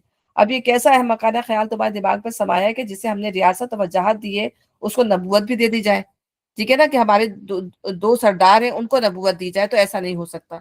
ये भी अल्लाह ताला की मर्जी है कि वो जिसको चाहे अपनी नबूवत के लिए मुंतखब कर ले। और तेरे रब की रहमत उस दौलत से ज्यादा कीमती है जो इनके रईस समेट रहे हैं। यानी हमने जो नबूवत है उसको तुम ऐसी छोटी मोटी चीज ना समझो, ये उन तमाम चीजों से बढ़ के जो दुनिया के लोग समेट रहे हैं। अगर ये अंदेशा ना होता कि सारे लोग एक ही तरीके के हो जाएंगे तो हम खुदाए रहमान से कुफर करने वालों के घरों की छतें, उनकी सीढ़ियां जिनसे वो अपने बाला खानों पर चढ़ते हैं, उनके दरवाजे और उनके तख्त जिन पर वो तकिए लगाकर बैठते हैं, सब चांदी और सोने के बनवा देते। ये तो महज हयात दुनिया की मता है और आखिरत रब के यहाँ मुत्तकीन के लिए। ठीक है ना। अल्लाह ताला सिर्फ इसीलिए कि जो लोग ईमान लाए हैं, काफिरों का कह रहा है अल्लाह ताला कि इनके तमाम लोग ये घर हम ऐसे बना देते, तो मोमिन के दिल जो है वो ऐसा ना होता कि वो पलट जाते उन लोगों को देख के। तो अल्लाह ताला कह रहा है जो कुछ ये मांगते हैं हम इनको दे देते, हर चीज से इनको जो है वो नवाज देते। अल्लाह क्या जो है अल्लाह के लिए जो है कोई मुश्किल चीज नहीं है। तो जो शख्स रहमान के जिक्र से तगाफुल बरतता है हम इस पर एक शैतान मुसल्लत कर देते हैं। ये होता है इंसान को वैसे भी कि जैसे अल्लाह के जिक्र से इंसान जो है थोड़ा सा कमी होने लगती है तो देखें कि ख्वाहिशात नफ्स आपकी जो है आगे आने लगती है। शैतान जो है वो ज्यादा बहकाने लगता है और जितना इंसान अल्लाह के करीब जाता है देखें शैतान रमजानों में बंद कर दिया जाता है, चेन कर दिया जाता है। तो हमारे लिए जो है नेक काम करना जो आसान हो जाता है रमजानों में। अंदर कितने इंसान जो अच्छे काम कर लेता है कि पहले नवाफिल नहीं पढ़े जाते लेकिन अब नवाफिल भी कितने अच्छी तरीके से पढ़ता है। कुरान इतनी ज्यादा उससे नहीं पढ़ते हैं लेकिन रमजानों में कितना ज्यादा जो है कुरान पढ़ा जाता है। सबसे बड़े तो रोजा रखने की हिम्मत। नॉर्मल दिनों में आप देखें कि वो शवाल के 6 रोजे रखना मुश्किल हो जाते हैं इंसान के लिए। ठीक है। लेकिन रमजान के 30 रोजे कितने इत्मीनान से बंदा जो है रख लेता है। तो नेकियां करना जो है आसान हो जाता है जब इंसान अल्लाह को ज्यादा याद करता है। और जितना ज्यादा जब अल्लाह इंसान जो गफलत में पड़ता है तो शैतान जो फिर सुस्ती और फिर जो काहिली जो हमारे अंदर जो डालना शुरू कर देता है। तो जो शख्स रहमान के जिक्र से तगाफुल बरतता है हम इस पर एक शैतान मुसल्लत कर देते हैं और वो उसका रफीक बन जाता है। ये शयातीन ऐसे लोगों को राह रास्त पे आने से रोकते हैं और वो अपनी जगह ही समझते हैं कि हम ठीक जा रहे हैं। आखिरकार जब ये शख्स हमारे यहाँ पहुंचेगा तो अपने शैतान से कहेगा काश मेरे और तेरे दरमियान मशरिक और मगरिब का क्या फासला होता, तू तो बदतरीन साथी निकला। उस वक्त उन लोगों से कहा जाएगा जब तुम जुल्म कर चुके तो आज बात तुम्हारे लिए कुछ भी नाफे नहीं है कि तुम और तुम्हारे शयातीन अजाब में मुश्तरिक हैं। अब क्या है नबी, तुम बहरों को सुनाओगे या अंधों सरी गुमराही में पड़े हुए लोगों को राह दिखाओगे। अब तो हमें इनको सजा देनी है। خواہ تمہیں دنیا سے اٹھا لے یا تم کو آنکھوں سے ان کا وہ انجام دکھانے جس کا ہم نے ان سے وعدہ کیا ہے، ہمیں ان پر پوری قدرت حاصل ہے۔ تم بہرحال اس کتاب کو مضبوطی سے تھامے رہو جو وحی کے ذریعے سے تمہارے پاس بھیجی گئی ہے، یقیناً تم سیدھے راستے پر ہو۔ حقیقت یہ کتاب تمہارے لیے، تمہاری قوم کے لیے ایک بہت بڑا شرف ہے، اور عنقریب تم لوگوں کو اس کی جواب دہی کرنی ہوگی۔ تم سے پہلے ہم نے جتنے رسول بھیجے تھے ان سب سے پوچھ دیکھو کہ ہم نے خدائے رحمان کے سوا کچھ دوسرے معبود بھی مقرر کیے تھے کہ ان کی بندگی کی جائے۔ ہم نے موسیٰ کو اپنی نشانیوں کے ساتھ فرعون اس کے آیان سلطنت کے پاس بھیجا، اور اس نے جا کر کہا کہ میں رب العالمین کا رسول ہوں۔ پھر جب اس نے ہماری نشانیاں ان کے سامنے پیش کی تو وہ ٹھٹے مارنے لگے۔ ہم ایک پر ایک ایسی نشانی ان کو دکھاتے چلے گئے جو پہلے سے بڑھ چڑھ کر تھی، اور ہم نے ان کو عذاب میں دھر لیا تاکہ وہ اپنی روش سے باز آ جائیں۔ ہر عذاب کے موقع پر وہ کہتے اے ساحر، اپنے رب کی طرف سے جو منصب تجھے حاصل ہے اس کی بنا پہ، یعنی وہ یہ نہیں کہتے تھے، وہ کہتے تھے ساحر کہہ کے بات کرتے تھے، اور کہتے تھے اپنے رب سے جا کے جو ہے جو ہماری جو مشکل آ گئی اس کو ہٹا دے۔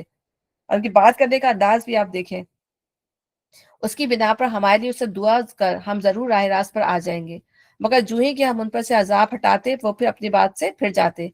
تو 9 قسم کے آئے تھے نا، 2 تو ان کے پاس نشانیاں وہ تھیں، اس کے علاوہ 7 طرح کے جو ہے عذاب آئے تھے۔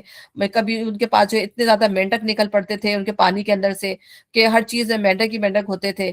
ایک دفعہ جو ہے وہ اس عذاب سے نکلے تو اللہ تعالیٰ نے جو ہے خون ہی خون کر دیا ہر چیز کے اندر، کہ وہ جو پانی پیتے تھے اس میں خون ہی خون آنے لگتا تھا۔ پھر جو ہے لائس یعنی کہ جوئیں ہو جاتی تھیں، ٹڈیاں ہو جاتی تھیں، اس طرح کی تمام چیزوں کے اللہ تعالیٰ نے ان کو دیے۔ لیکن وہ کیا ہوتا تھا کہ وقتی طور پہ جو ہے وہ کہتے تھے ہمیں اس سے بچا لو، اور پھر وہ لیکن اللہ تعالیٰ بھی ڈھیل دیتا چلا گیا، عذاب ہٹاتا تھا، وقتی طور پہ بھی وہ چاہیے صحیح ہو جاتے تھے، پھر دوبارہ جو ہے اپنی حرکت پہ آ جاتے تھے۔ ایک روز فرعون نے اپنی قوم کے درمیان پکار کر کہا، لوگوں کیا مصر کی بادشاہی میری نہیں اور یہ نہریں میرے نیچے نہیں بہہ رہی؟ کیا تم لوگوں کو نظر نہیں آتا میں بہتر ہوں یا یہ شخص جو ذلیل اور حقیر ہے اور اپنی بات کھول کر بھی بیان نہیں کر سکتا؟ کیوں نہ اس پر سونے کے کنگن اتارے گئے یا فرشتوں کا ایک دستہ اس کے اردلی میں نہ آیا؟ اس نے اپنی قوم کو ہلکا سمجھا اور انہوں نے اس کی اطاعت کی۔ ہلکا سمجھنے سے کیا مراد ہے؟ کہ بہت کمزور، کہ میری قوم تو میرے پیچھے چل رہی ہے، میری بات مان رہی ہے، تو وہ بہکتے چلی گئی قوم، ٹھیک ہے نا، اسی طرح کی باتیں کہہ کہہ کے جو قوم کو بہکاتا چلا گیا، ٹھیک ہے۔ تو اور حقیقت وہ تھے ہی فاسق لوگ۔ آخرکار جب انہوں نے ہمیں غضبناک کر دیا تو ہم نے انتقام دیا، یعنی وہ پوری حد کراس کر دی تو ہم نے ان سے انتقام لیا، ان کو اکٹھا غرق کر دیا، اور بعد والوں کے لیے پیشرو اور نمونہ عبرت بنا کر رکھ دیا۔ اور جو ہی کہ ابن مریم کی مثال دی گئی، تمہاری قوم کے لوگوں نے اس پر غل بچا دیا اور کہنے لگے ہمارے معبود اچھے یا وہ۔ یہ مثال وہ تمہارے سامنے محض کج بحثی کے لیے لائے ہیں، حقیقت یہ ہے کہ یہ ہیں ہی جھگڑالو لوگ۔ ابن مریم اس کے سوا کچھ نہ تھا کہ ایک بندہ تھا، یعنی وہ کہنے لگے کہ وہ بھی تو آپ مریم کی مثال، ابن مریم کی مثال دے رہے ہیں، لوگوں نے ان کو بھی تو اللہ کا بیٹا بنایا ہوا ہے، اگر ہم اپنے بتوں کو پوچھتے ہیں تو ہم کون سے غلط کام کر رہے ہیں، ٹھیک ہے نا۔ تو وہ یہ اس بات میں شور کیا۔ تو اللہ تعالیٰ کہہ رہے کہ ابن مریم اس کے سوا کچھ نہ تھا کہ ایک بندہ تھا جس پر ہم نے انعام کیا اور بنی اسرائیل کے لیے اپنی قدرت کا ایک نمونہ بنا دیا۔ تو قدرت کا نمونہ کیسے تھے کہ وہ ایک تو یہ کہ ان کی زندگی، ان کی پیدائش، اور دوسری بات یہ کہ ان کے ساتھ جو معجزے تھے وہ خالصتاً وہ معجزے تھے جو اللہ کر سکتا تھا، کوئی انسان نہیں کر سکتا۔ زندوں کو مردہ کر دینا، اس طرح کی بات ہے، اندھوں کو بینا کر دینا، یہ اللہ کے کام ہے، کسی انسان کے کام نہیں ہے۔ لیکن وہ کرتے تھے اللہ کے حکم سے کرتے تھے، لیکن ان کے ہاتھ میں دیا تھا اللہ تعالیٰ نے یہ چیز۔ تو ایک قدرت کا نمونہ، یعنی ان کی زندگی بھی اور ان کی موت اور ان کی پوری زندگی جو تھی وہ نمونہ تھی۔ ہم چاہے تو تم سے فرشتے پیدا کر دیں جو زمین میں تمہارے لیے جانشین ہو، یعنی اللہ تعالیٰ کے لیے یہ بھی کوئی مشکل نہیں ہے کہ انسانوں سے فرشتے پیدا کر دے، یہ بھی اللہ تعالیٰ کی مشکل نہیں ہے، اور وہ دراصل قیامت کی ایک نشانی ہے۔ اب یہاں پر قیامت کی نشانی کہا جاتا ہے کہ 2 چیزیں ہیں، یا تو عیسیٰ علیہ السلام قیامت کی نشانی ہے، یا یہ قرآن جو ہے قیامت کی نشانی ہے، کیونکہ یہاں پہ عیسیٰ علیہ السلام کا سلسلہ چل رہا ہے، تو قیامت کی نشانی اس لیے کہ وہ قیامت میں آئیں گے، ٹھیک ہے نا، اور اب آ کے پھر ان کی جو اصلی موت آئے گی وہ پھر آنے کے بعد آئے گی۔ اور دوسری بات یہ ہے کہ اگر کہتے ہیں کہ قرآن آخرت کی نشانی ہے، کیونکہ آگے یہ آ رہا ہے کہ پس تم اس پہ شک نہ کرو، ٹھیک ہے نا، کوئی قرآن میں شک نہ کرو اور میری بات مان لو، یہی سیدھا راستہ ہے۔ تو اسکالرز جو ہیں وہ دونوں اس کے معنی لیتے ہیں، ٹھیک ہے۔ ایسا نہ ہو کہ شیطان تم کو اس سے روک دے، وہ تمہارا کھلا دشمن ہے۔ اور جب عیسیٰ صریح نشانیاں لیے ہوئے آیا تو اس نے کہا تھا میں تم لوگوں کے پاس حکمت لے کے آیا ہوں، اور اس لیے آیا ہوں کہ تم پر بعض ان باتوں کی حقیقت کھول دو جن میں تم اختلاف کر رہے ہو، لہذا تم اللہ سے ڈرو اور میری اطاعت کرو۔ حقیقت یہ کہ اللہ ہی میرا رب بھی ہے، تمہارا رب بھی، اسی کی تم عبادت کرو، یہی سیدھا راستہ ہے۔ مگر اس کی اس صاف تعلیم کے باوجود گروہوں نے آپس میں اختلاف کیا، بس تباہی ان لوگوں کے لیے جنہوں نے ظلم کیا ایک دردناک دن کے عذاب سے۔ کیا یہ لوگ اب بس اس چیز کے منتظر ہیں کہ اچانک ان پر قیامت آ جائے، انہیں خبر بھی نہ ہو، اور وہ دن جب آئے گا تو متقین کو چھوڑ کر باقی سب دوست ایک دوسرے کے دشمن ہو جائیں گے۔ اس روز ان لوگوں سے جو ہماری آیات پر ایمان لائے تھے مطیع فرمان بن کے رہے تھے کہا جائے گا، اے میرے بندو، آج تمہارے لیے کوئی خوف نہیں، نہ تمہیں کوئی غم لاحق ہے، داخل ہو جاؤ جنت میں، تم اور تمہاری بیویاں، تمہیں خوش کر دیا جائے گا۔ ان کے آگے سونے کے تھال اور ساغر گردش کرائے جائیں گے، اور ہر من بھاتی اور نگاہوں کو لذت دینے والی چیز وہاں موجود ہوگی۔ ان سے کہا جائے گا، تم اب یہاں ہمیشہ رہو گے، تم اس جنت کے وارث اپنے ان اعمال کی وجہ سے ہوئے جو تم دنیا میں کرتے رہے، تمہارے لیے یہاں بکثرت فواکہ موجود ہیں جنہیں تم کھاؤ گے۔ ٹھیک ہے، اللہ تعالیٰ ہمیں جنت الفردوس کے لوگوں میں شامل کرے مالک۔ رہے وہ مجرمین تو وہ ہمیشہ جہنم کے عذاب میں مبتلا رہیں گے، کبھی ان کے عذاب میں کمی نہ ہوگی، اس میں مایوس پڑے ہوں گے۔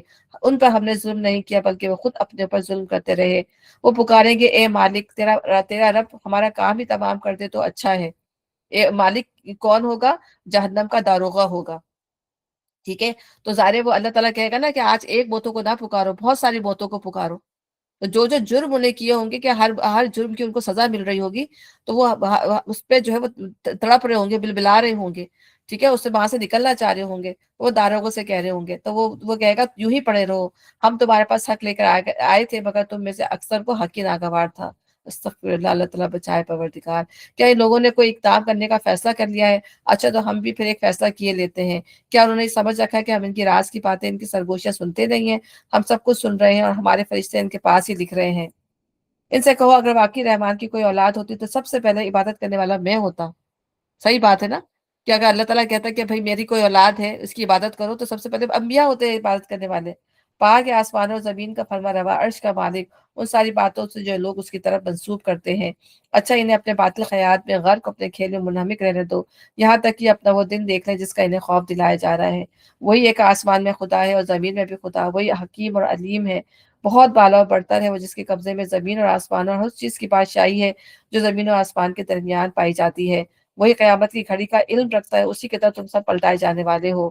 اس کو چھوڑ کر یہ لوگ جنہیں پکارتے ہیں وہ کسی شفاعت کا اختیار نہیں رکھتے، الا یہ کہ کوئی علم کی بنا پر حق کی شہادت دے۔ علم کی بنا پر حق کی شہادت دینا کیا ہے؟ جیسے امت میں، جیسے انبیاء جو ہیں وہ، جیسے نبی صلی اللہ علیہ وسلم کی امت جو ہے گواہ کے طور پر آئے گی، اور وہ شہادت دے گی۔ ٹھیک ہے نا، وہ گواہی دے گی کس بات کی؟ اس لیے کہ وہ علم کی بنا پر دے گی۔ اس نے قرآن پڑھا ہوگا تو وہ بتائے گی کہ اللہ تعالیٰ نے ان تمام انبیاؤں کا، ان کی قوموں کا ذکر کیا تھا۔ وہ جھوٹ بھی بولیں گے، ان کی امتیں ان کو جھٹلائیں گی اگر اپنی انبیاؤں کو۔ اور نوح علیہ السلام کے بارے میں کہتا ہے کہ ان کی قوم ان کو جھٹلائے گی، تو ہمارے جو نبی صلی اللہ علیہ وسلم کی امت ہے وہ جواب دے گی کہ نہیں، یہ نبی تھے اور انہوں نے آ کے اللہ کا پیغام پہنچایا تھا۔ ٹھیک ہے، تو علم کی بنا پہ، تو علم کیا ہے؟ قرآن، اس سے ہمیں جو ہے علم حاصل ہوا ہے۔ تو اور اسی طرح کوئی صالح بندہ ہوگا، وہ بھی علم کی بیس پر جو ہے، اگر کسی کی سفارش اس نے کرنی ہوگی، ہو سکتا ہے وہ اس کا کوئی جان پہچان کا بندہ ہی ہو دنیا کے اندر، یہ بھی ہو سکتا ہے اللہ تعالیٰ آمنے سامنے کھڑا کر دے کہ جو کوئی صالح بندہ ہو، اور کوئی ایسا بندہ جس کو اس دنیا کے اندر جانتا ہو، اور اس کو پتا ہو کہ یہ بندہ جو تھا صحیح عمل کرتا تھا لیکن اس کے عملوں میں کچھ کوتاہی تھی، تو اللہ کہے گا تم اس کی سفارش کرو، اللہ تعالیٰ اس کو جو آنر دینے کے لیے۔ تو علم کی بنا پر، کہ جب انسان جانتا ہوا کہ ہاں یہ جو ہے اللہ کو مانتا تھا، توحید کو مانتا تھا، صحیح عمل کرتا تھا، کہیں کہیں کوتاہیاں بھی ہو جاتی تھیں، ٹھیک ہے نا، غلطیاں بھی تھیں، تو اس بیس پہ جو ہے انسان جو ہے وہ آ کے جو ہے گواہی بھی دے گا، اور شفاعت کرنے کا اللہ تعالیٰ ایسے لوگوں کے حق میں حکم بھی دے گا۔ اگر تم ان سے پوچھو گے انہیں کس نے پیدا کیا، تو یہ خود کہیں گے اللہ نے، پھر کہاں سے یہ دھوکہ کھا رہے ہیں۔ قسم ہے رسول کی اس قول کی کہ اے رب، یہ وہ لوگ ہیں جو مان کر نہیں دیتے۔ اللہ تعالیٰ اس کو نبی کی قسم کھا رہا ہے اس قول کے اوپر کہ یہ وہ لوگ ہیں جو مان کر نہیں دیں گے۔ ان کو اتنا بتا دیا ظاہر، اب اللہ تعالیٰ خود کہہ رہے ہیں نا کہ یہ ان کے دلوں پہ مہر کر دی گئی ہے، اب یہ مانیں گے نہیں۔ اچھا اے نبی، ان سے درگزر کرو اور کہہ دو سلام ہے تمہیں، ان قریب انہیں جو ہے وہ معلوم ہو جائے گا۔ اب یہ ویٹ کریں، ہم بھی منتظر ہیں اور یہ بھی منتظر ہیں، اب دیکھیں کہ انجام کس کا بخیر ہوتا ہے۔ ٹھیک ہے، تو سورہ زخرف یہاں ختم ہوئی۔ انشاءاللہ تعالیٰ اب ہم جو ہے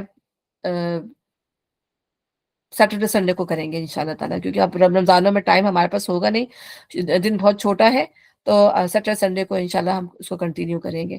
میں تو چاہتی تھی کہ پورے دن ہی ہم اس کو کنٹینیو کریں، بہت اچھا لگتا ہے اس کو پڑھنا، خاص طور پہ رمضانوں میں تو سب سے زیادہ مزہ ہے اس کو پڑھنے میں، لیکن یہ کہ ٹائم ہمارے پاس ایسا ہوگا نہیں، جاب بھی کرتے ہیں، میں بھی کرتی ہوں، اور بھی سب ماشاء اللہ سے جاب کرتے ہیں، تو پاسبل نہیں ہو پائے گا۔ ٹھیک ہے، تو اللہ تعالیٰ جو ہے ہمیں قرآن پڑھنے والا بنائے، ہمارے دل کو جو ہے ایمان سے اللہ تعالیٰ بھر دے، اور ہمارے عملوں کو جو ہے سب سے زیادہ اللہم انی اسألک علما نافعا وعملا متقبلا ورزقا حلالا طیبا، تو اللہ تعالیٰ ہمیں جو ہے علم بھی دے اور عمل بھی دے، اور ہمیں رزق حلال عطا فرمائے پروردگار۔ ربنا لا تزغ قلوبنا بعد إذ هديتنا وهب لنا من لدنك رحمة إنك أنت الوهاب۔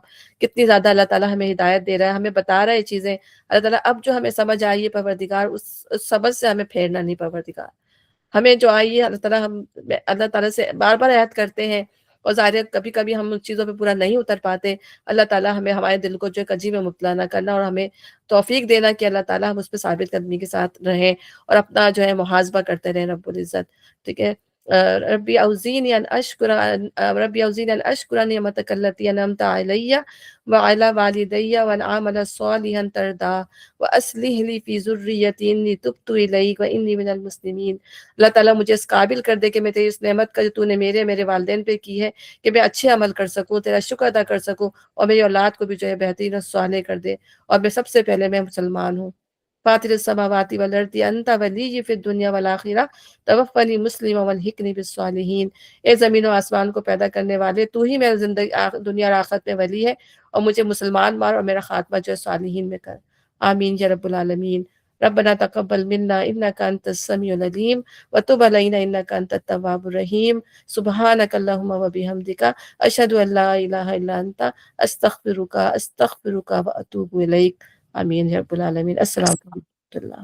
وعلیکم وعلیکم السلام السلام ورحمۃ اللہ ورحمۃ وبرکاتہ۔ اللہ۔ جزاک اللہ خیر میرے جزاک بھائی اللہ جی۔ خیرا کثیرا۔ جزاک اللہ خیر۔ ویاک ایوری ون، السلام ورحمۃ اللہ۔ ویاک ایوری ون۔ جزاک اللہ میرا